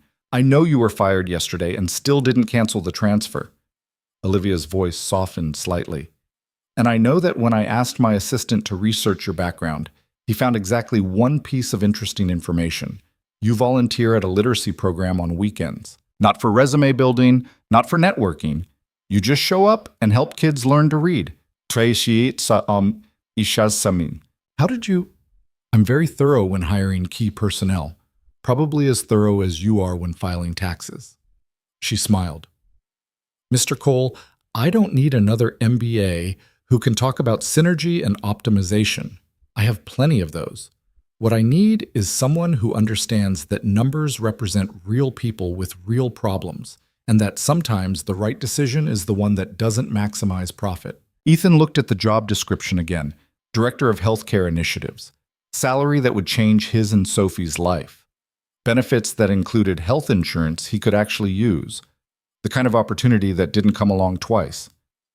What's the catch? No catch. Well, one catch. The job is hard. You'd be managing millions of dollars in charitable funding, working with hospitals and clinics and advocacy groups, making decisions about who gets help and how much. It's emotionally exhausting work, and the problems are bigger than any amount of money can solve completely. That's not exactly a selling point. I know, but I'm not trying to sell you. I'm trying to be honest about what this would require. Olivia met his eyes. You'd be making a real difference, more than your $400 a month. As important as that is, you'd be allocating resources on a scale that could save hundreds of lives, maybe thousands, if we do this right. Ethan's hands were shaking. He set the folder down before Olivia could notice. Can I ask you something? Of course. Why do you care? You're a billionaire. You could hire anyone, could hire 10 people with better credentials than me. Why go through all this trouble for someone you don't know? Olivia was quiet for a long moment. When she spoke, her voice carried something that hadn't been there before, something raw and unguarded. 3 years ago, my younger sister got sick.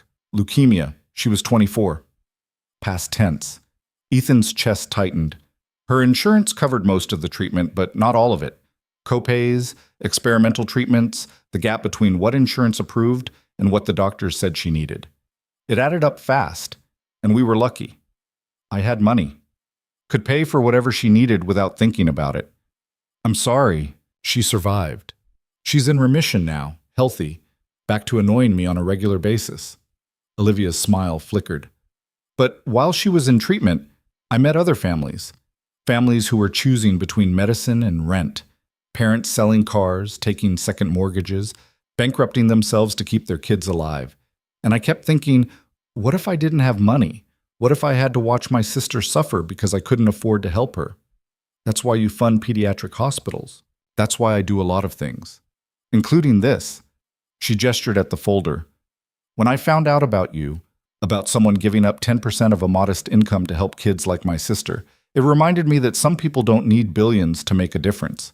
They just need to care enough to try. Ethan looked at the salary number again, thought about Sophie and the backpack he couldn't afford, about rent and groceries and the car that was making expensive noises, about 3 kids at St. Catherine's whose treatment depended on donations from people who had no obligation to help. I need to think about it. Of course. Take whatever time you need. How long do I have? End of the week. I need to fill the position soon.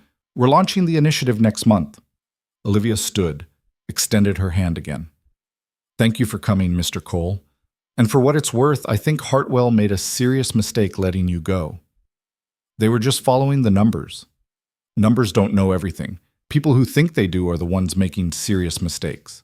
David appeared to escort Ethan back to the elevators. The walk through the corridor felt different now, less intimidating, more surreal.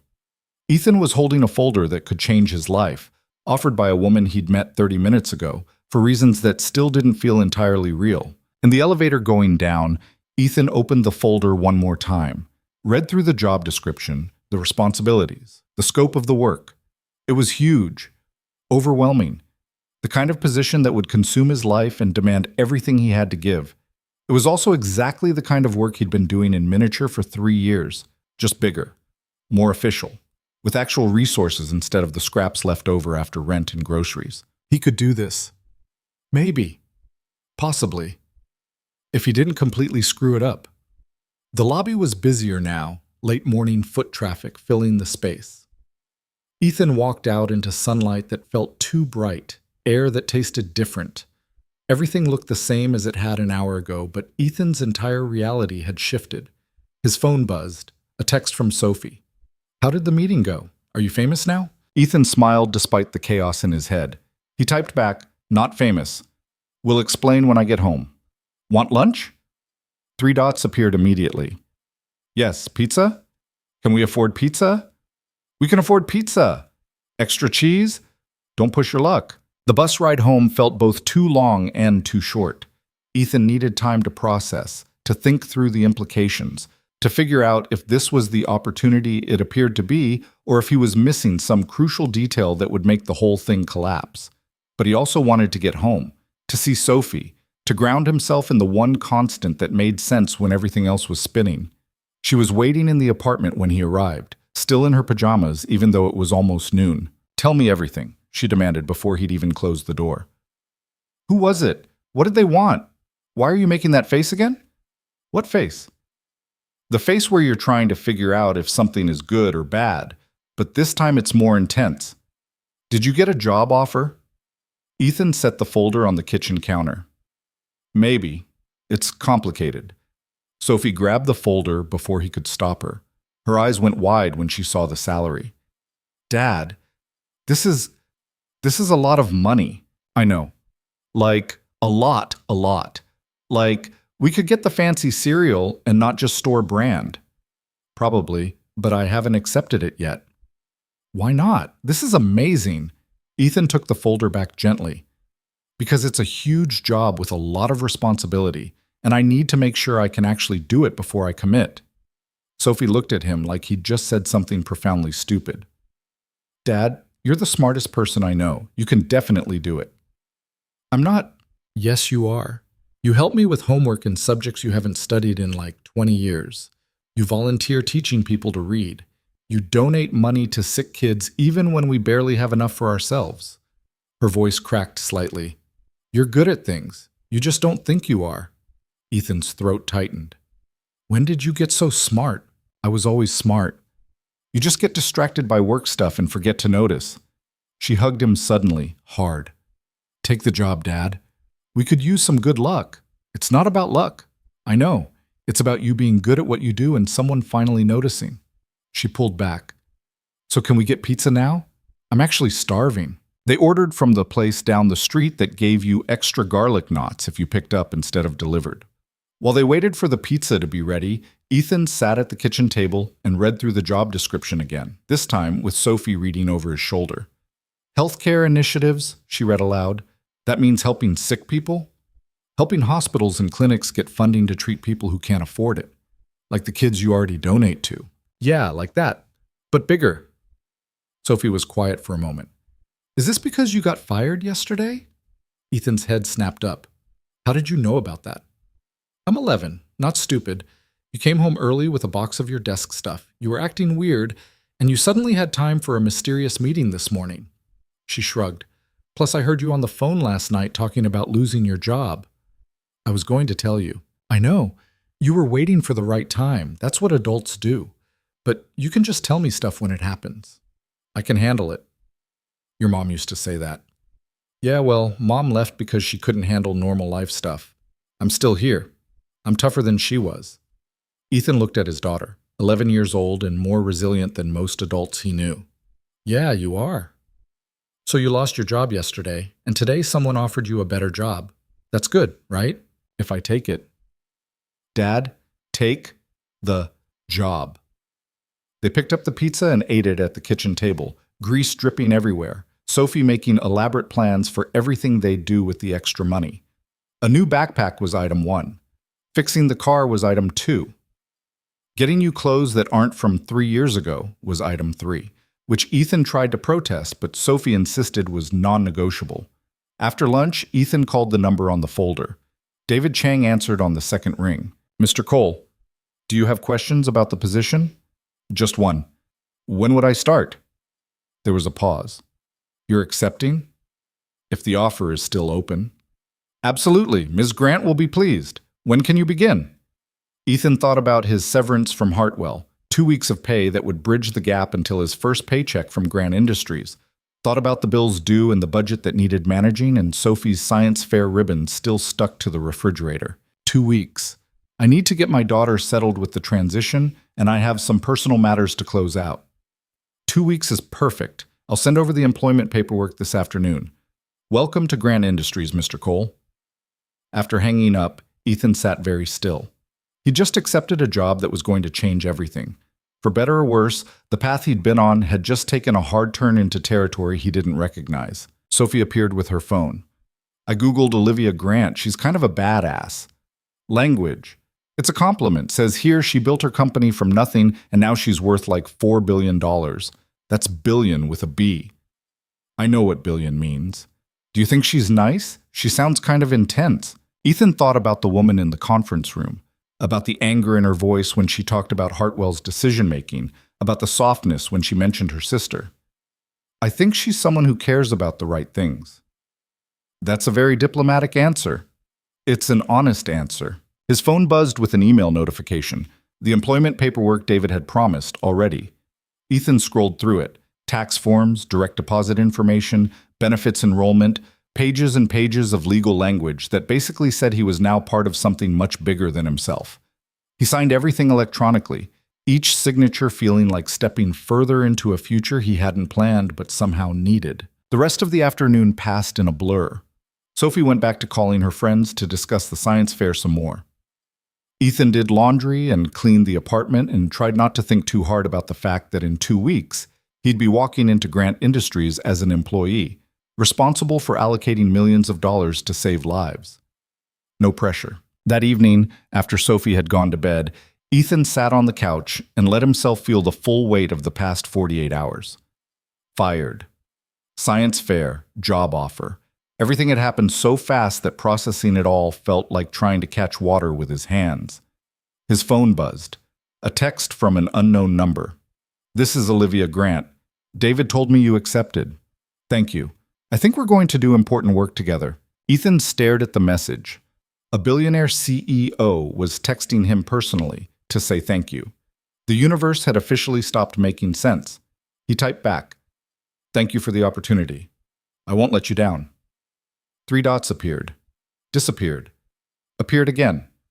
I know. That's why I hired you. Ethan set his phone down and looked around his small apartment. Same cracked tile in the kitchen, same questionable carpet, Same view of the building across the street.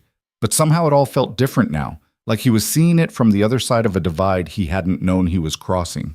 Tomorrow he'd call St. Catherine's and tell them the donation would continue. Would call the literacy program and let them know he might need to adjust his volunteer schedule. Would start figuring out how to be the person Olivia Grant seemed to think he was. But tonight, he was just a father sitting in a quiet apartment, holding a future he hadn't expected, and didn't entirely understand, hoping he was making the right choice. Sophie's science fair ribbon caught the light from the street lamp outside. First place. His daughter had won first place while his life was falling apart and rebuilding itself in the same 24-hour span. Maybe that meant something. Maybe it meant the universe occasionally balanced its scales, even when you weren't looking for balance.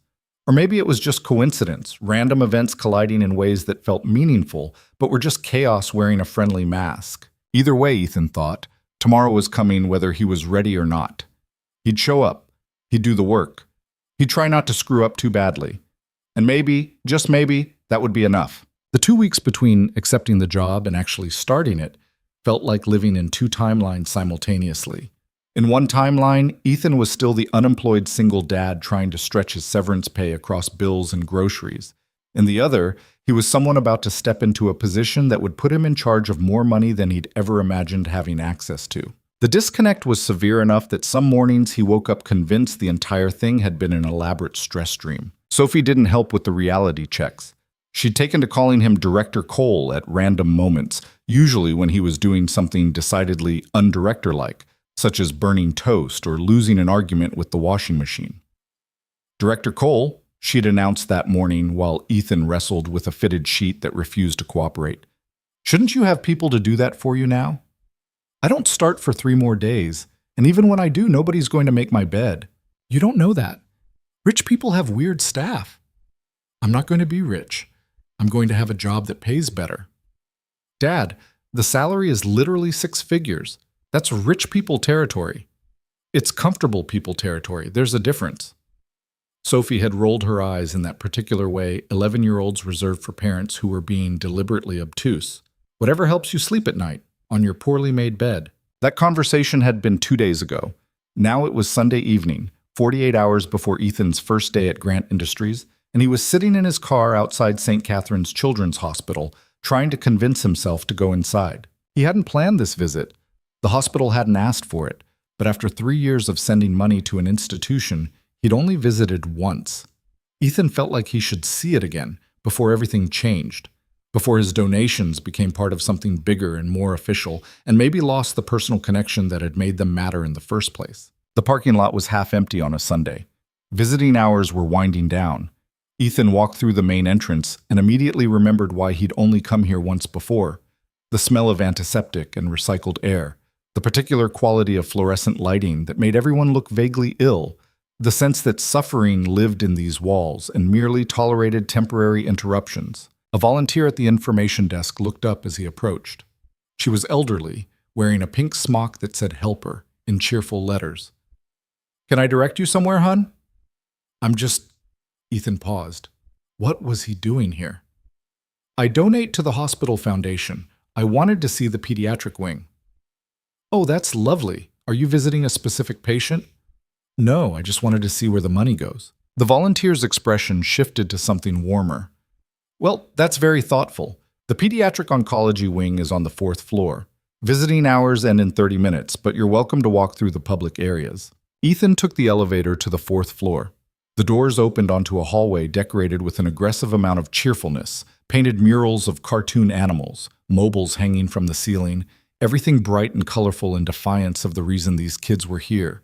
A nurse's station sat at the center, staffed by 2 women who looked exhausted in the way that suggested their shift was almost over. He walked slowly, not wanting to intrude but unable to leave. Through open doorways, he caught glimpses of children in hospital beds, some sleeping, some watching TV, some playing with tablets or phones while IV lines snaked into their arms.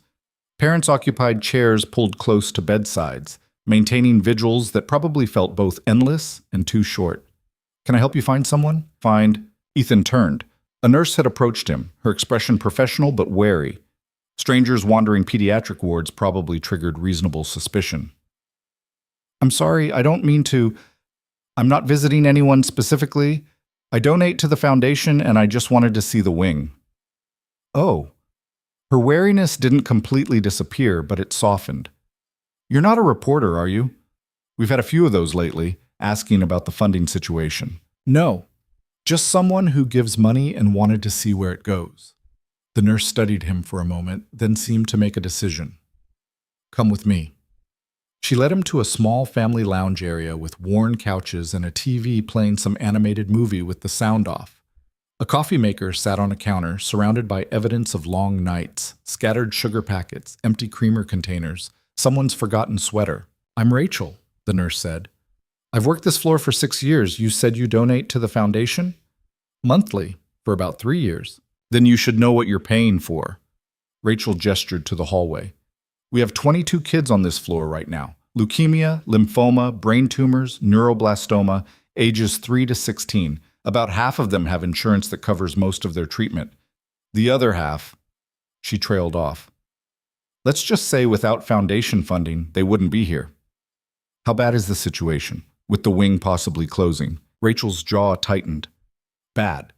The hospital administration keeps talking about sustainability and financial viability, like these are spreadsheet problems instead of children's lives. We've been told we have until the end of next month to demonstrate improved funding, or they're shutting us down and transferring patients to County General. What's wrong with County? Nothing's wrong with it. It's just 40 minutes away for most of these families. 40 minutes each way for parents who are already juggling work and other kids, and the stress of having a child with cancer. Some won't be able to maintain that schedule. Some will have to choose between being at their kid's bedside and keeping the job that pays for gas money.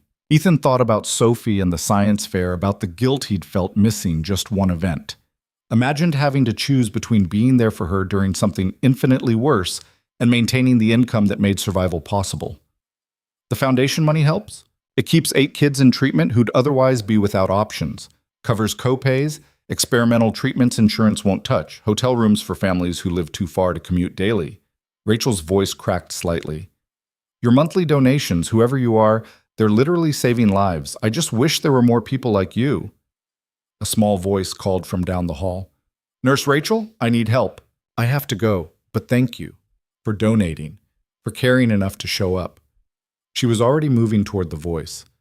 We don't get a lot of people who give without wanting something back. Ethan stood alone in the family lounge, surrounded by evidence of other people's vigils, and felt the weight of what he'd been doing settle over him differently. $400 a month had seemed both generous and inadequate when it was just numbers leaving his account. Seeing the actual floor, the actual kids, the actual parents wearing themselves down in the attempt to keep their children alive, suddenly $400 felt simultaneously massive and pathetically small. His phone buzzed, a text from Sophie. When are you coming home? I made dinner, but I don't know if I did it right. What did you make? Spaghetti. I think I used too much water, though. The noodles are mushy. Ethan smiled despite the emotional heaviness. I'll be home in 20 minutes. Mushy spaghetti is still spaghetti. That's what I figured. Also, I may have used the fancy sauce instead of the regular sauce, Sophie.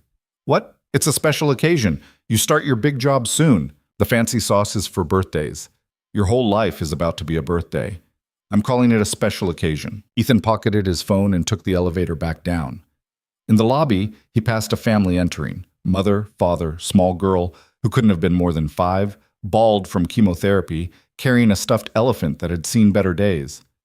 The girl was laughing about something, completely unbothered by the hospital setting, and her parents were doing their best to laugh with her while their eyes betrayed the terror living underneath. That's what his donations paid for.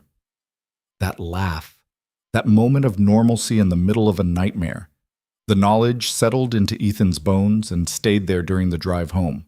Sophie's spaghetti was, as advertised, extremely mushy.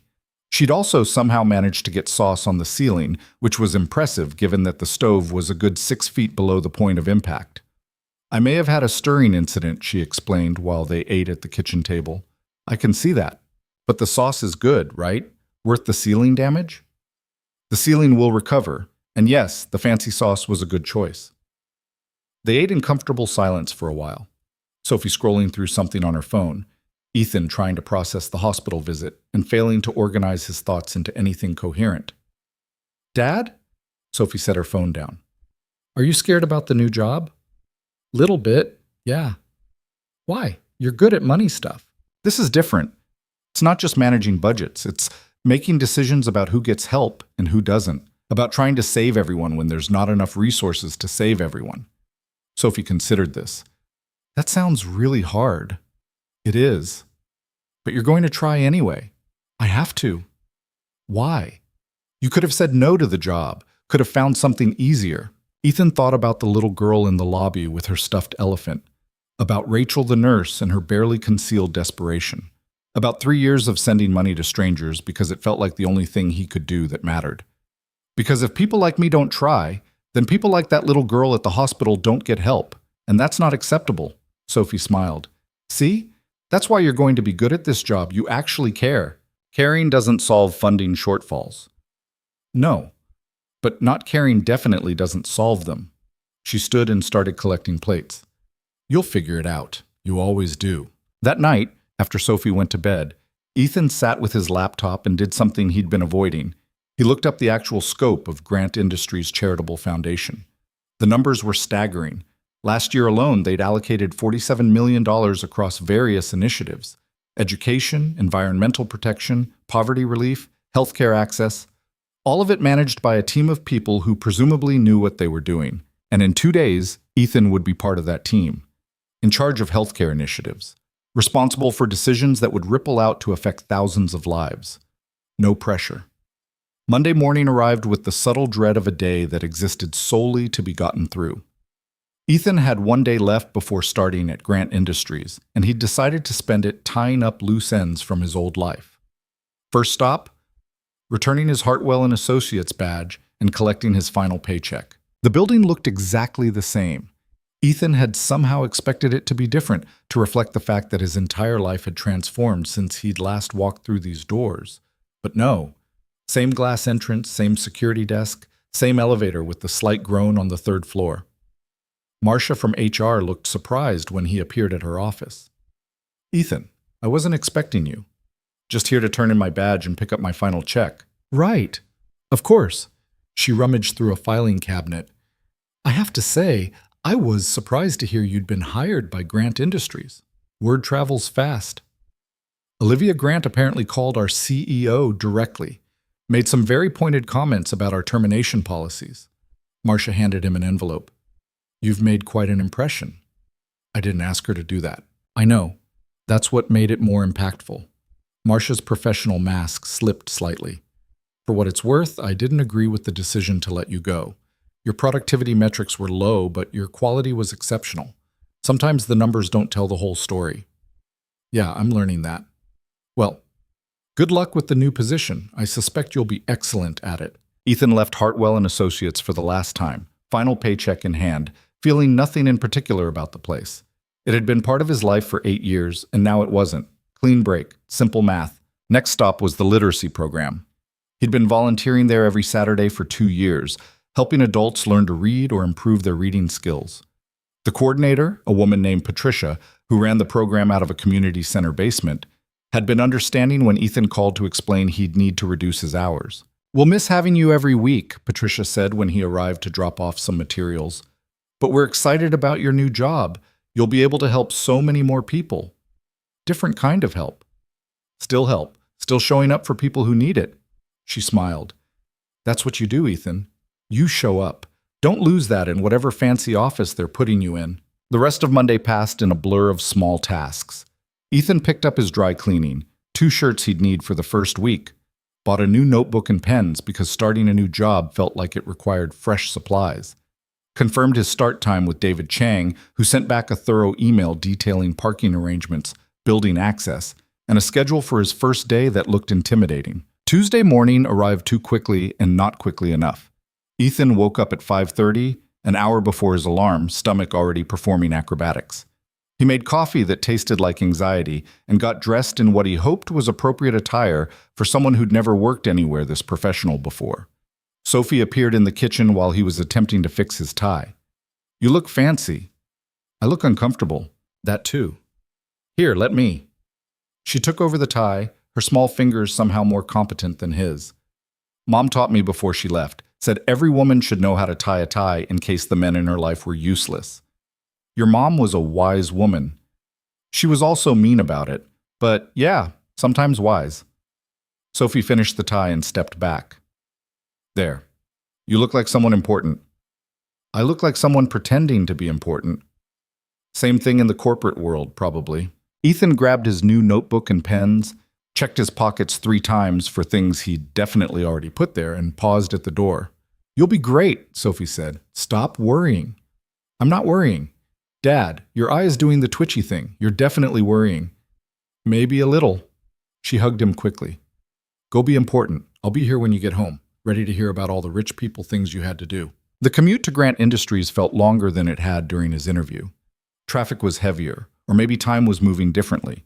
Or maybe Ethan's perception was just completely unreliable right now.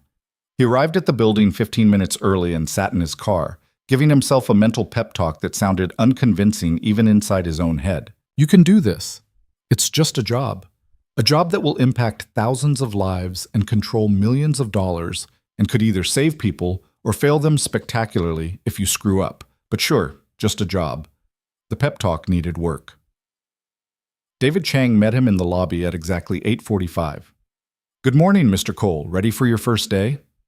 As ready as I'm going to be. Perfect answer. Nobody is ever truly ready for Grant Industries.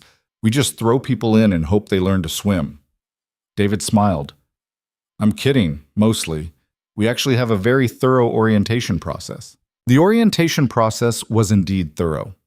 Ethan spent the first 2 hours filling out paperwork, getting his photo taken for his ID badge, sitting through presentations about company culture and mission statements, and the importance of innovation and integrity. Around 10:30, David led him to an office on the 12th floor. This is yours, David said, opening the door. The office was modest by Billionaire company standards. A desk, 2 chairs, a window with a partial city view, a bookshelf that was currently empty. But compared to the cubicle Ethan had occupied at Hartwell, it felt absurdly luxurious. Ms. Grant wanted you settled before your first meeting, David explained. She'll be here at 11 to discuss your initial projects. Initial projects, plural. We don't waste time here. You'll have 3 major initiatives to manage in your first month. Ms. Grant will explain the details. David left, and Ethan stood in his new office, trying to convince himself this was real. His desk had a computer that was probably worth more than his car. The window overlooked buildings he used to walk past without ever expecting to be inside one. Everything smelled new and expensive and completely foreign. He sat down at the desk, opened his new notebook, wrote the date at the top of the first page, and then stared at the blank space below it, unsure what came next. A knock at the door pulled him out of his paralysis. Olivia Grant stood in the doorway, wearing jeans and a hoodie that probably cost more than Ethan's entire outfit. Settling in? She asked. Trying to. Still feels surreal. Good. Feeling too comfortable too quickly means you're not being challenged. She sat in one of the chairs across from his desk. How much did David tell you about your first projects? Just that there are 3 of them. Right. Let's start with the most urgent. Olivia pulled out a tablet and slid it across the desk. St. Catherine's Children's Hospital, specifically their pediatric oncology wing that's about to close. Ethan's stomach dropped. You want me to save it? I want you to evaluate whether it can be saved, and if so, how. The hospital needs sustained funding, not a one-time donation. That means creating a structure that works long-term. How much time do I have? 3 weeks. The board votes on closure at the end of the month. That's not a lot of time. No, it's not. Olivia met his eyes.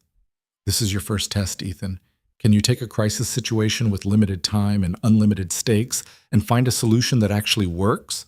Because if you can't, a lot of children are going to lose access to the care they need. No pressure. Massive pressure. Welcome to the job. She stood. You'll have access to our full resources. Financial modeling team, legal counsel, grant writers, whatever you need. But the decisions are yours. The strategy is yours. I'm giving you the authority to commit foundation funds however you see fit. How much can I commit? However much it takes to solve the problem properly. I'd rather you spend $10 million to create a sustainable solution than $1 million on a Band-Aid that fails in 6 months. Ethan's hand shook slightly as he reached for the tablet. $10 million. He was being given authority to spend $10 million based on nothing but Olivia Grant's apparent faith that he wouldn't completely screw this up. I visited the wing on Sunday, he said, talked to one of the nurses, saw some of the kids. I know.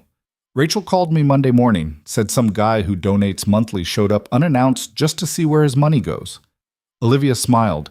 That's why you're the right person for this. You don't see spreadsheets, you see the actual people affected by the numbers. Sometimes that makes it harder to make rational decisions. Sometimes that makes it harder to make wrong decisions disguised as rational ones. She headed for the door, then paused. Oh, and Ethan? Your monthly donation to St. Catherine's is now covered by the foundation. You keep your $400, take your daughter to dinner, buy yourself new shoes that don't have holes in the soles. Whatever you want. Just stop bankrupting yourself trying to save the world alone. She left before Ethan could respond. He looked at the tablet, opened the file on St. Catherine's. Inside were financial statements, patient statistics, administration reports, donor histories. Hundreds of pages of information that boiled down to a simple problem. The math didn't work. And if the math didn't work, children suffered. Ethan had 3 weeks to make the math work. He started reading. By lunchtime, his eyes hurt from staring at financial projections. The problem was clear enough.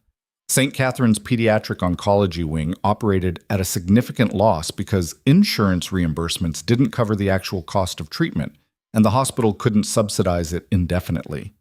The foundation money helped, but it was treating symptoms, not solving the structural problem. What they needed was sustainable funding that didn't depend on charitable donations, but creating that kind of structure in 3 weeks felt impossible.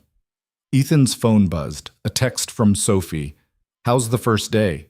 Have you saved any lives yet? Working on it. Might take more than 1 day. That's okay. You have like a whole career ahead of you. Thanks for the perspective. No problem. I am very wise for my age. Ethan smiled and got back to work. By end of day, he had a rough outline of a plan. Not complete, not perfect, but the skeleton of something that might actually work. It would require coordination between the hospital, insurance companies, state healthcare agencies, and private donors. It would be complicated and probably frustrating and might fail spectacularly. But it was better than nothing. He packed up his notebook and left the office at 6:30, exhausted in a way that felt different from Hartwell exhaustion. This was the tiredness of actually using his brain at full capacity instead of just processing numbers that didn't matter. Sophie was doing homework when he got home. Tell me everything, she demanded. I can't. Most of it's confidential. Can you tell me the non-confidential parts? I have an office with a window. That's it? That's the big update? I also have 3 weeks to save a hospital wing that's about to close. Sophie's eyes widened. That sounds important. It is. But you have a plan, right? Ethan thought about his rough outline, about the 1,000 variables he couldn't control, about the very real possibility that he'd fail and children would suffer because of it. I'm working on one. Then you'll figure it out. She said it with such complete confidence that Ethan almost believed her. That night, he lay in bed and stared at the ceiling, mind racing through financial models and funding structures and all the ways this could go wrong. Sleep felt impossible. The pressure felt crushing. But underneath the anxiety was something else, a sense of purpose he hadn't felt in years. Maybe ever. This mattered, not just to him, but to real people with real problems that money could actually solve if deployed correctly. That knowledge was both terrifying and strangely exhilarating. Ethan's phone lit up with a text. Unknown number, first day survival status. He stared at it for a moment before realizing it had to be Olivia. Survived. Barely. That's all any of us do. Get some sleep. Tomorrow's going to be harder. Ethan almost laughed. Tomorrow would be harder. Of course it would. Because this was his life now. High stakes, impossible deadlines, and the weight of other people's survival resting on his ability to make the right calls. He'd asked for this. Or rather, he'd accepted it. Same thing. Sophie's voice drifted from her room. She was on the phone with a friend, giggling about something. That sound, that normalcy, that reminder that his daughter was happy and safe and completely unbothered by the pressure currently crushing her father, that was what mattered. Ethan could handle 3 weeks of chaos if it meant maintaining that giggle. Could handle a lot more than 3 weeks, if he was honest. The ceiling offered no answers, but that was okay. Ethan didn't need answers tonight. He just needed rest and the faith that tomorrow he'd figure out the next step, and the step after that, until either he solved the problem or ran out of steps. He closed his eyes and tried to quiet his racing thoughts. Eventually, somehow, sleep came. The 3 weeks that followed were the most intense of Ethan's life.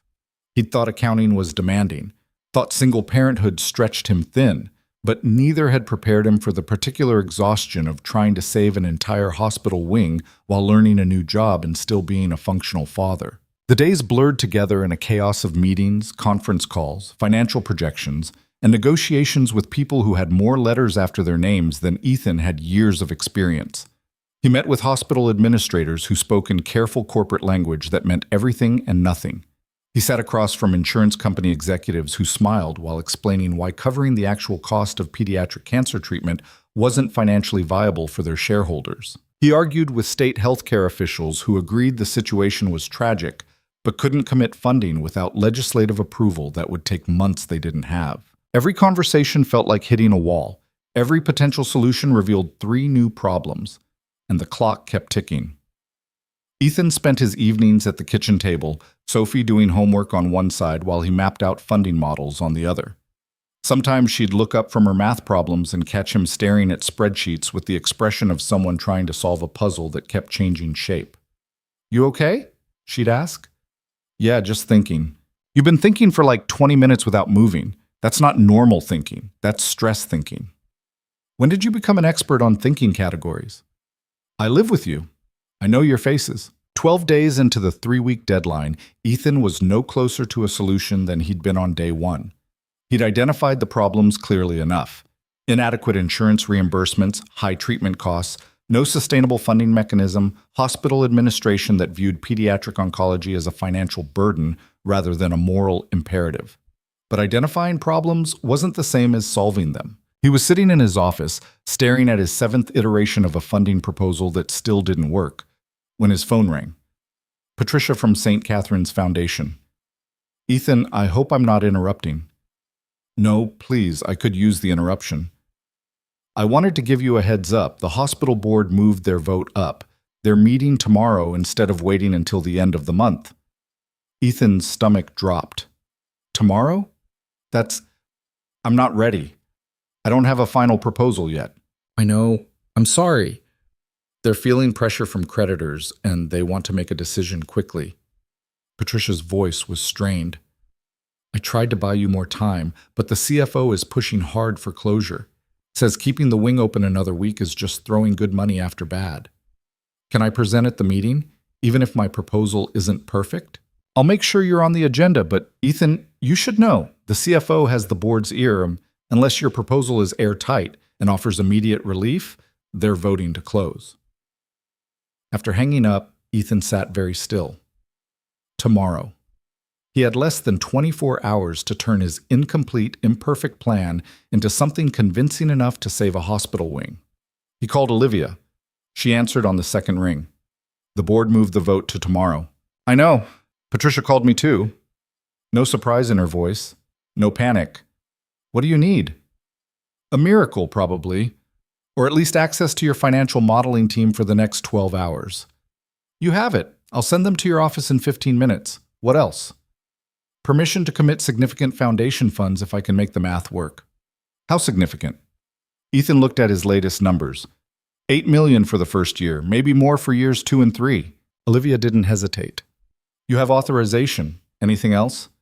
"Yeah, what if I fail? What if the board votes to close anyway and those kids lose their treatment center?" "Then you fail. And you learn from it, and you try again with the next crisis." Her voice softened slightly. "But you're not going to fail, Ethan. You've spent 3 weeks living and breathing this problem. Trust your work." The financial modeling team arrived 14 minutes later. 3 analysts who looked barely older than college students but spoke with the confidence of people who understood numbers at a molecular level. Ethan explained what he needed, and they got to work with the focused intensity of people who thrived on impossible deadlines. By midnight, they had something. Not perfect, but viable. A 3-year funding commitment from Grant Industries Foundation that would cover the gap between insurance reimbursements and actual treatment costs, combined with a restructured billing system that maximized available reimbursements, plus a partnership with local businesses for additional sustained funding. It required cooperation from multiple parties and depended on variables Ethan couldn't fully control. But it was the best option he could create with the time and resources available. He sent the team home at 1 a.m. and stayed to refine the presentation. At 3, his phone buzzed with a text from Sophie. "Why is your light still on? I can see it from my room. Working late, big meeting tomorrow. Dad, you need sleep." "I will, soon. That's what you said 2 hours ago. I can see your texts, timestamps." "Go back to bed, Soph?" "Fine. But if you pass out during your meeting, don't blame me." Ethan smiled despite his exhaustion and forced himself to close the laptop. Sophie was right. Showing up to the most important presentation of his career, running on 0 sleep wouldn't help anyone. He managed 3 hours on the office couch before his alarm dragged him back to consciousness. His neck was stiff, his mouth tasted like regret, and his suit looked like it had been used as pajamas, which it had. But his presentation was ready. The hospital board meeting was scheduled for 10 a.m. in St. Catherine's main conference room. Ethan arrived at 9:30 to find the room already filling with board members, hospital administrators, and a handful of people he didn't recognize but who looked important and skeptical. Patricia found him in the hallway. "You look terrible," she said. "Honesty. Great. That's what I needed right now. I mean, you look like you've been working all night, which is actually a good sign." She handed him a coffee. "The CFO is presenting first. He's going to make a strong case for closure based purely on financial sustainability.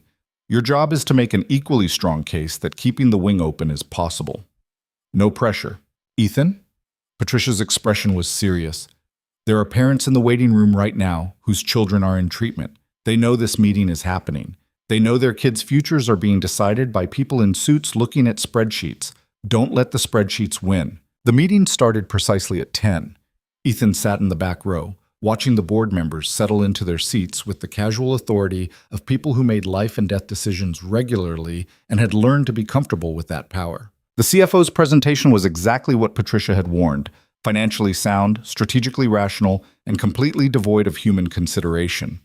He showed graphs demonstrating the wing's operating losses, projections indicating those losses would only increase, comparisons with other hospitals that had successfully restructured by eliminating unprofitable departments. His conclusion was delivered with the kind of certainty that came from believing numbers told complete stories. Continuing to operate the pediatric oncology wing in its current form is financially untenable, the CFO concluded. The responsible decision is closure and patient transfer to County General, effective immediately. Several board members nodded. The chairman thanked the CFO for his thorough analysis. Then Patricia stood.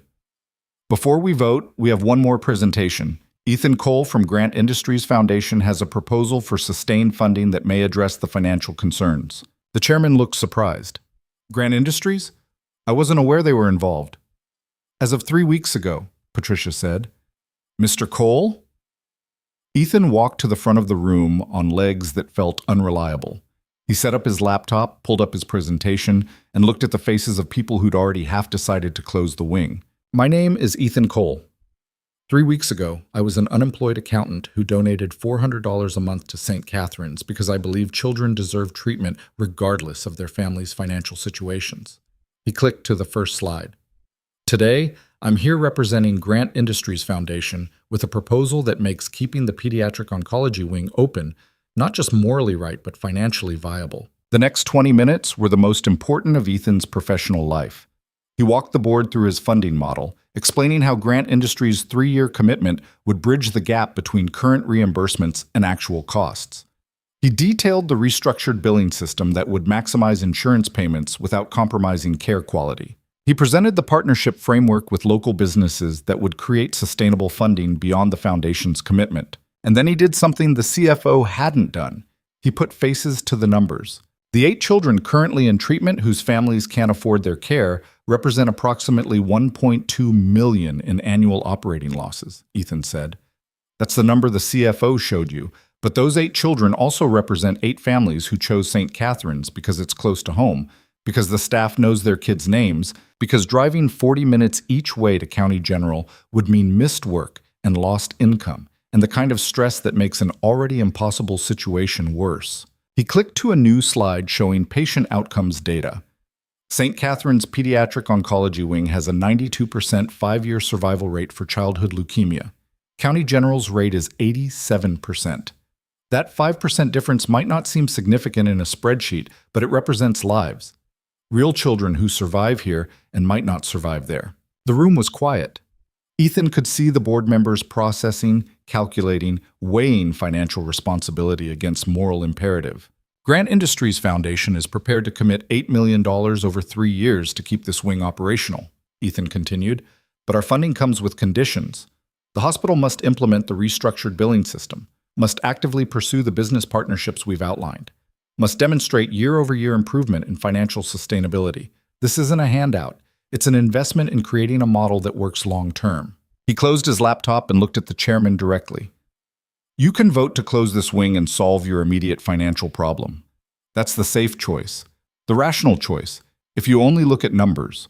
Or you can vote to accept this proposal and solve the bigger problem, the problem of children dying because the math doesn't work out in their favor. Ethan sat down. His hands were shaking. Patricia gave him a small nod that might have been approval or might have been sympathy. Hard to tell. The board deliberated for 45 minutes.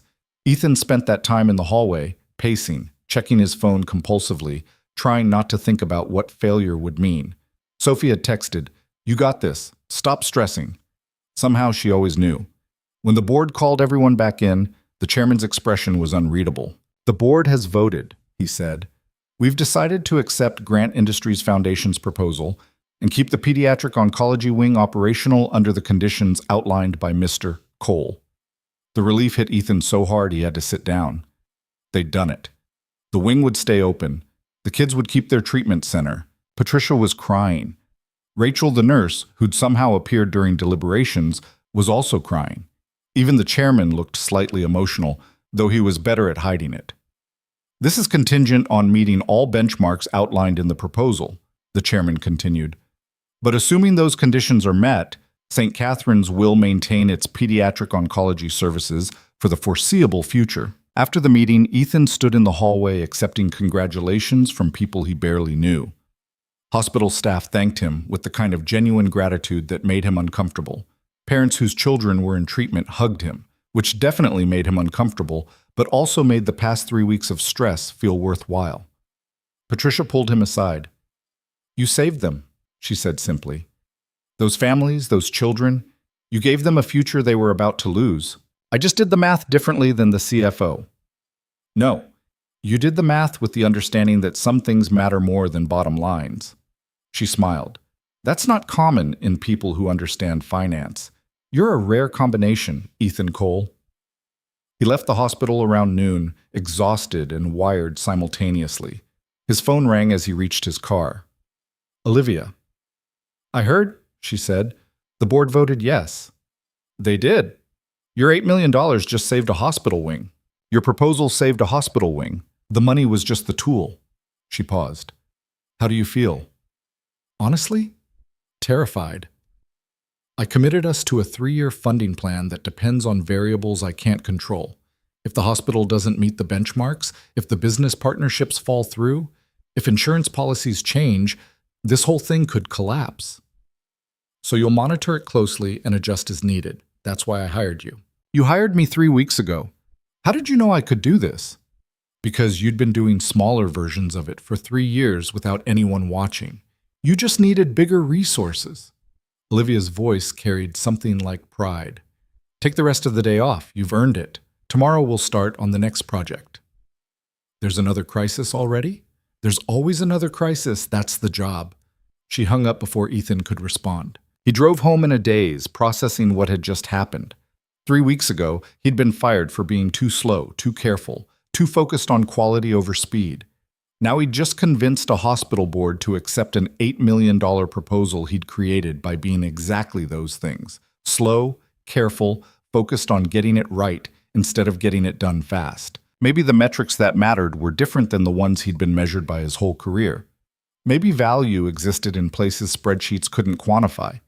Sophie was home when Ethan arrived, half day at school apparently. She looked up from her phone. Did you save the hospital? Yeah, we saved it. She jumped up and hugged him hard enough to crack ribs. I knew you would. Told you you'd figure it out. You have a lot of faith in me. That's because you're good at things, Dad. You just forget that sometimes.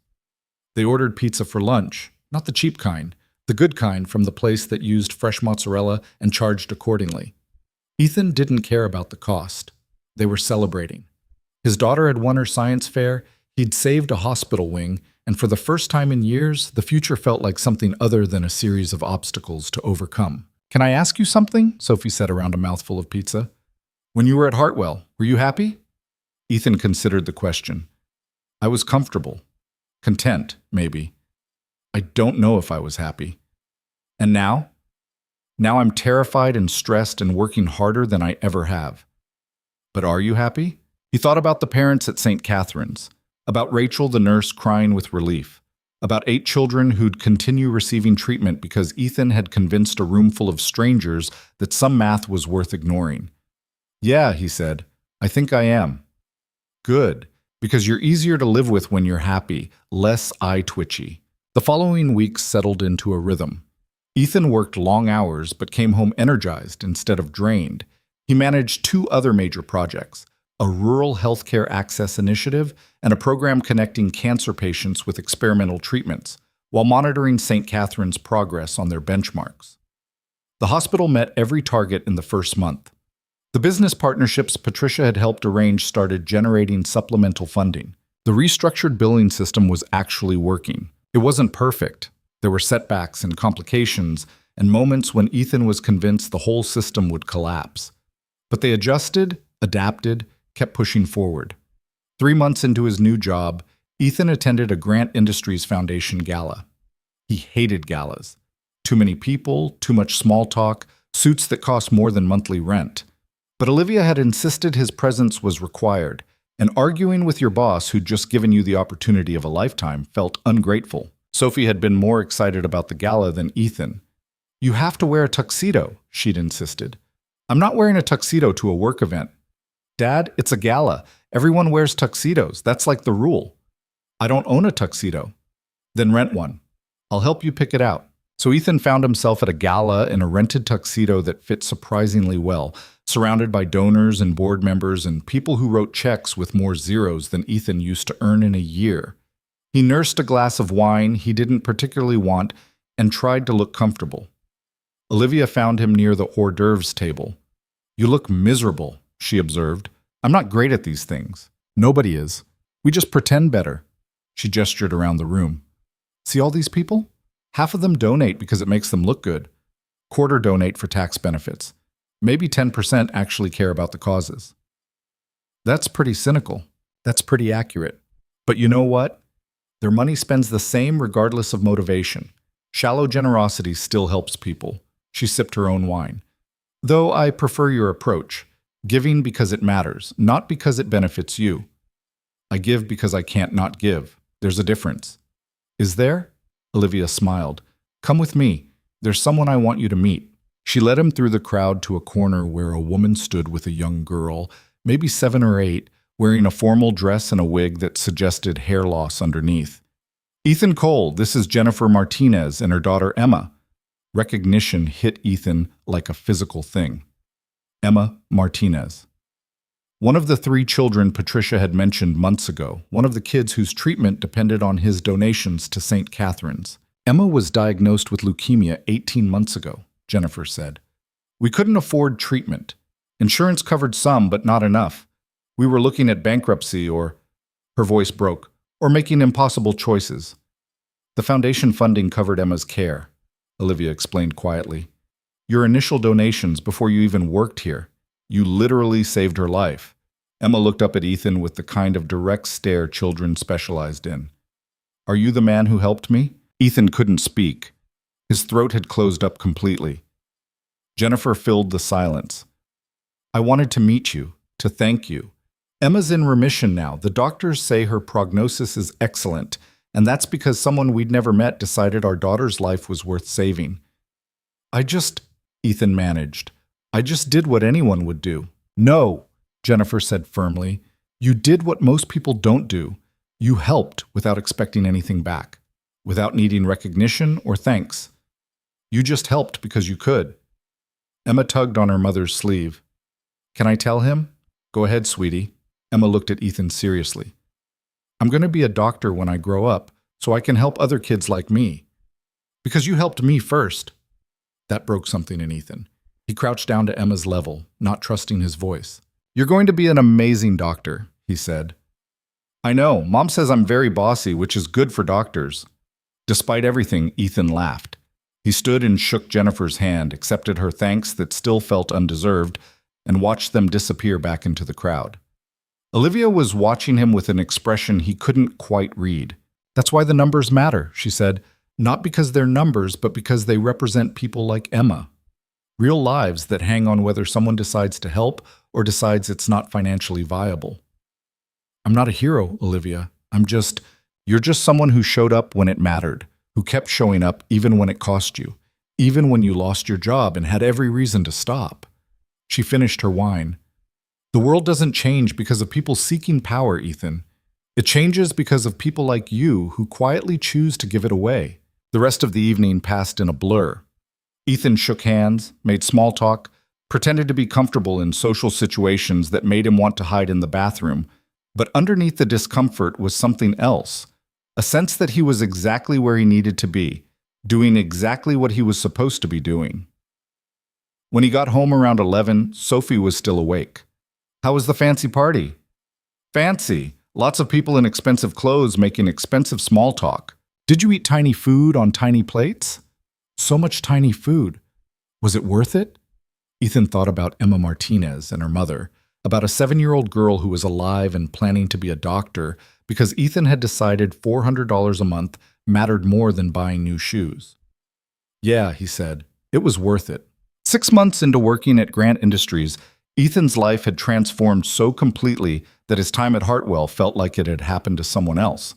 He had an apartment that didn't have questionable carpet, a car that didn't make expensive noises, and the ability to buy Sophie the $70 backpack without checking his account balance first. But more than the financial stability, he had purpose. Every day brought new challenges: hospitals needing funding, clinics struggling to serve underserved communities, families facing impossible medical bills. And every day, Ethan got to be part of solutions that actually worked. St. Catherine's Pediatric Oncology Wing was thriving. They'd exceeded their first-year benchmarks and were on track for sustainable operation. The business partnerships had generated even more funding than projected. Rachel the nurse had called Ethan personally to tell him they'd just hired 2 additional pediatric oncology specialists because they finally had the budget. You did this, she'd said. You made this possible. I just found the money. The hospital did the hard part. Ethan, take the win. You're allowed to be proud of good work. Maybe she was right. Maybe Ethan was allowed to recognize that his careful, slow, thorough approach to problems had value. That being the person who showed up and refused to accept that the math couldn't work, that mattered. On a Tuesday evening in late spring, Ethan picked Sophie up from school and drove to St. Catherine's. She'd asked to see the hospital wing, to understand what her dad actually did all day. Rachel met them at the entrance to the pediatric floor. Sophie, I've heard so much about you. Your dad talks about you constantly. Sophie grinned. He's not supposed to do that at work. He's a dad. It's genetically required. Rachel led them down the hallway.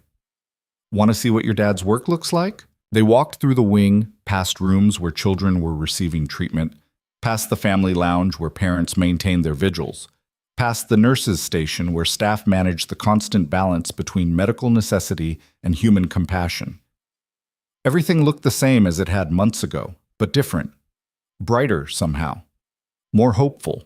There are 24 kids on this floor right now, Rachel explained. Without the foundation funding, at least 8 of them wouldn't be here. They'd be at County General, or they'd have delayed treatment, or they'd have been denied care entirely. Sophie was quiet, taking it all in. When they left the hospital, she didn't speak until they were back in the car. That's what you do every day? Part of it. That's one project among several. You save people. I help create systems that save people. It's not the same thing. Dad, stop doing that thing where you make yourself smaller than you are. She looked at him seriously. You save people. That's literally your job. You should probably accept that. Ethan drove home thinking about his daughter's words. When had she gotten so wise? When had he stopped noticing that she was growing up into someone with her own perspectives and insights that were sometimes better than his? That night, after Sophie went to bed, Ethan sat at the kitchen table with his laptop open. He'd been tracking something for weeks, a pattern he'd noticed in hospital readmission rates for pediatric cancer patients. The data suggested that families with reliable transportation to follow-up appointments had significantly better outcomes than families without. It was a small thing, unsexy, as Olivia would say, not the kind of project that generated headlines or donor enthusiasm. But it was real, and it was solvable, and Ethan had an idea for a pilot program that might work. He drafted a proposal and sent it to Olivia at midnight, too wired to sleep. Her response came back 3 minutes later. This is good. Let's talk tomorrow. Also, go to bed. You have terrible work-life balance. Ethan smiled and closed his laptop. Work-life balance. He'd never had that at Hartwell, and he definitely didn't have it now. But the difference was that his current imbalance felt purposeful instead of exhausting. The next morning, Olivia called him into her office.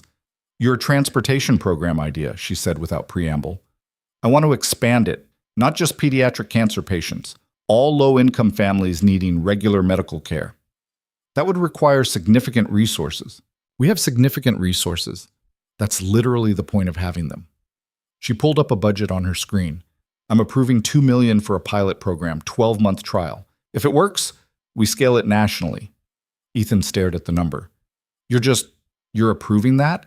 Just like that? You've earned my trust. Your track record over the past 6 months is exceptional.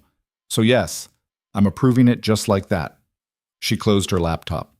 I hired you because you see people instead of spreadsheets. Don't start second-guessing that instinct now.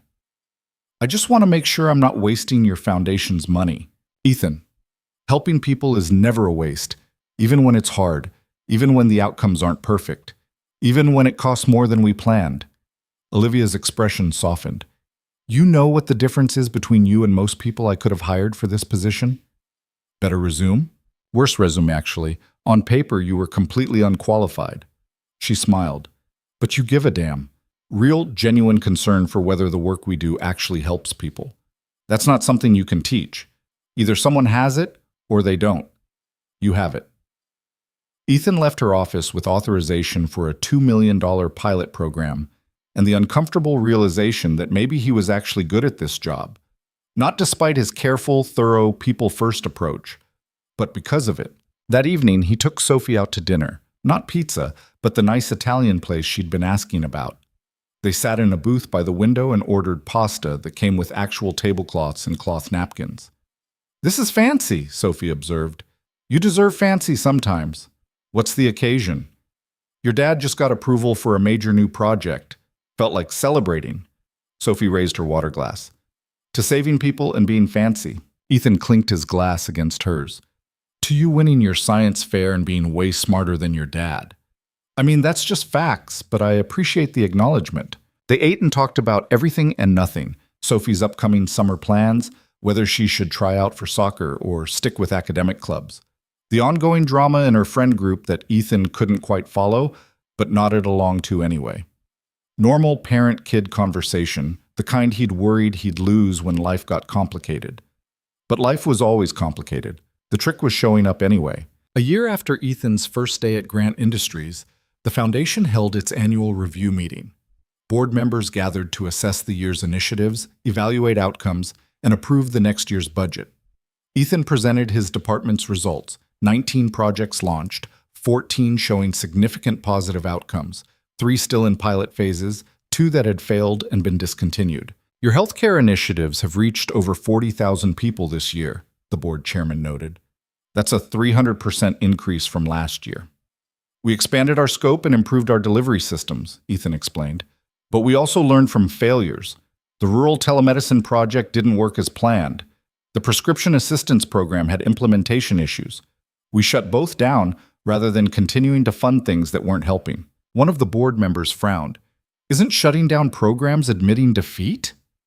It's admitting when something isn't working so we can redirect resources to things that are. I'd rather fail fast and learn than spend years funding mediocre outcomes. Ethan clicked to his next slide. That's how we discovered the transportation program worked better than expected. We were paying attention to what failed, which showed us what succeeded. Olivia was watching him with that expression that might have been pride or might have been satisfaction that her hiring instinct had been correct. Probably both. The board approved his department's budget for the next year, a 20% increase that would allow expansion of successful programs and funding for new experimental initiatives. After the meeting, Olivia pulled him aside. "You've changed," she said. "How?" "You're confident now. When you started, you questioned everything, needed validation for every decision. Now you just do the work. Trust yourself." "Is that good or bad?" "It's growth, which is always good, even when it's uncomfortable." She paused. "I'm creating a new position, VP of Healthcare Initiatives. It's yours if you want it." Ethan's brain stuttered. "VP? I've been here a year. And in that year, you've accomplished more than most people do in 5. You've earned it." Olivia handed him a folder. "Think about it, but I'm hoping you say yes." That night, Ethan told Sophie about the promotion offer. VP means you're like really important, right? It means more responsibility, more projects, more pressure. But you like the pressure. It makes you do the I thing less. The I thing. The twitchy thing you used to do when you were stressed but didn't have purpose. You don't do that anymore. Ethan thought about the past year, the stress, the long hours, the weight of decisions that affected thousands of lives. Thought about Emma Martinez in remission, about St. Catherine's wing thriving, about 40,000 people receiving health care they couldn't have accessed otherwise. "Yeah," he said, "I'll probably take it." "Probably?" "Dad, take it. This is literally your thing." "My thing?" "Helping people, being good at stuff you don't think you're good at, making the world less terrible." Sophie shrugged. "That's your whole deal now." He accepted the promotion the next day.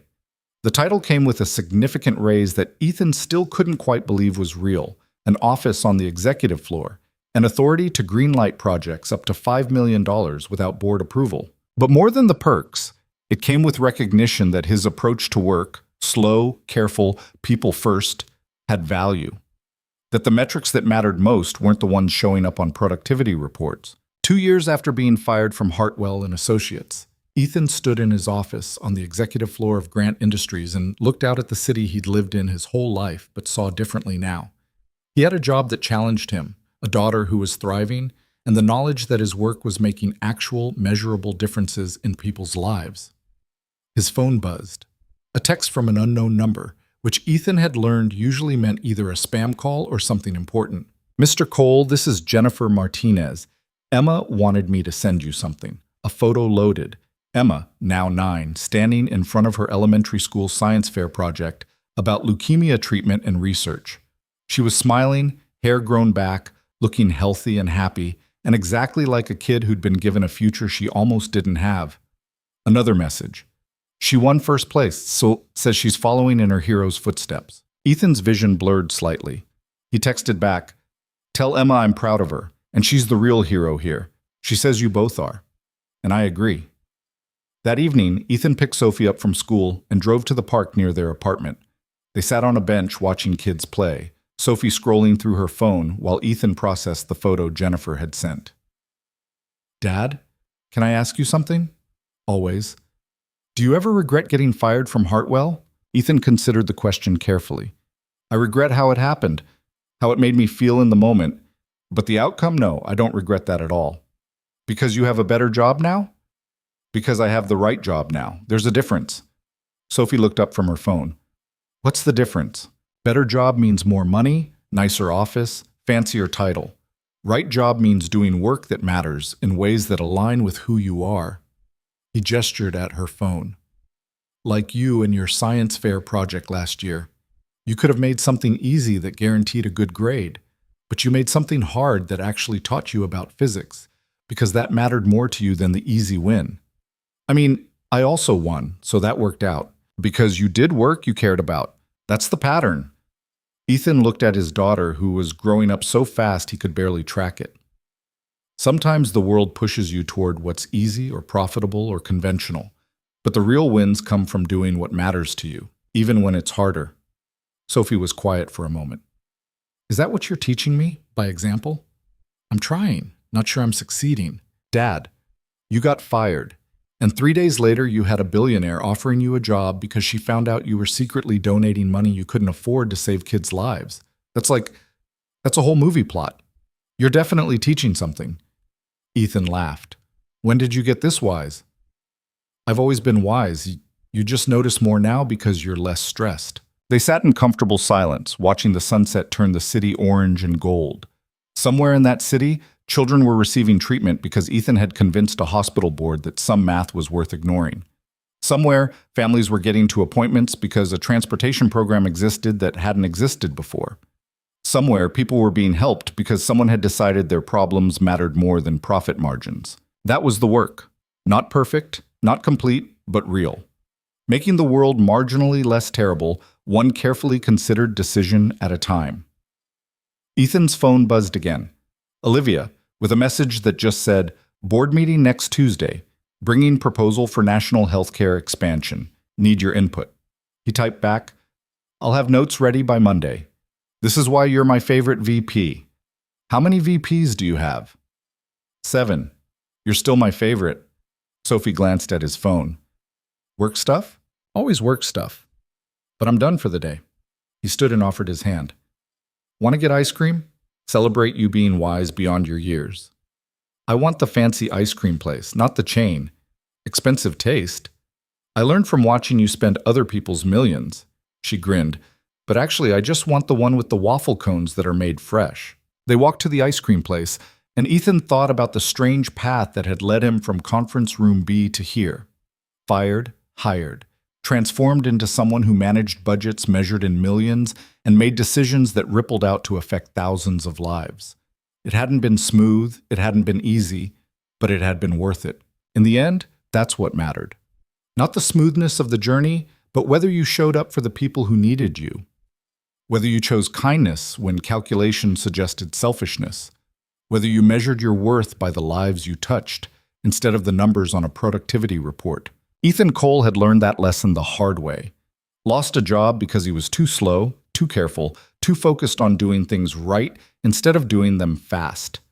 And in losing that job, he'd found work that actually valued those qualities.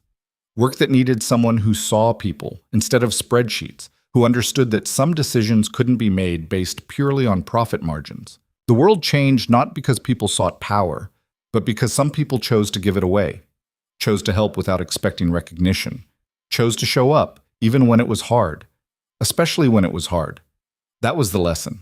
The one Ethan had learned and was teaching Sophie through example. Some things mattered more than being the fastest or the most efficient. Some math was worth ignoring if it meant children got to live, families got to stay together, and people received care they desperately needed. And maybe, just maybe, the world noticed when someone chose kindness over calculation. Maybe that's why a billionaire CEO had found him in a parking lot and offered him a job that changed everything. Because real value existed in places spreadsheets couldn't measure. That's what Ethan believed now, what he'd built his new life around. And sitting in an ice cream shop with his daughter, watching her demolish a waffle cone with the enthusiasm of someone who'd never learned to eat ice cream politely, Ethan felt something he hadn't felt in years. Peace, purpose. The quiet certainty that he was exactly where he needed to be, doing exactly what he was meant to do. It wasn't perfect. Life never was. But it was real, and it mattered, and that was enough.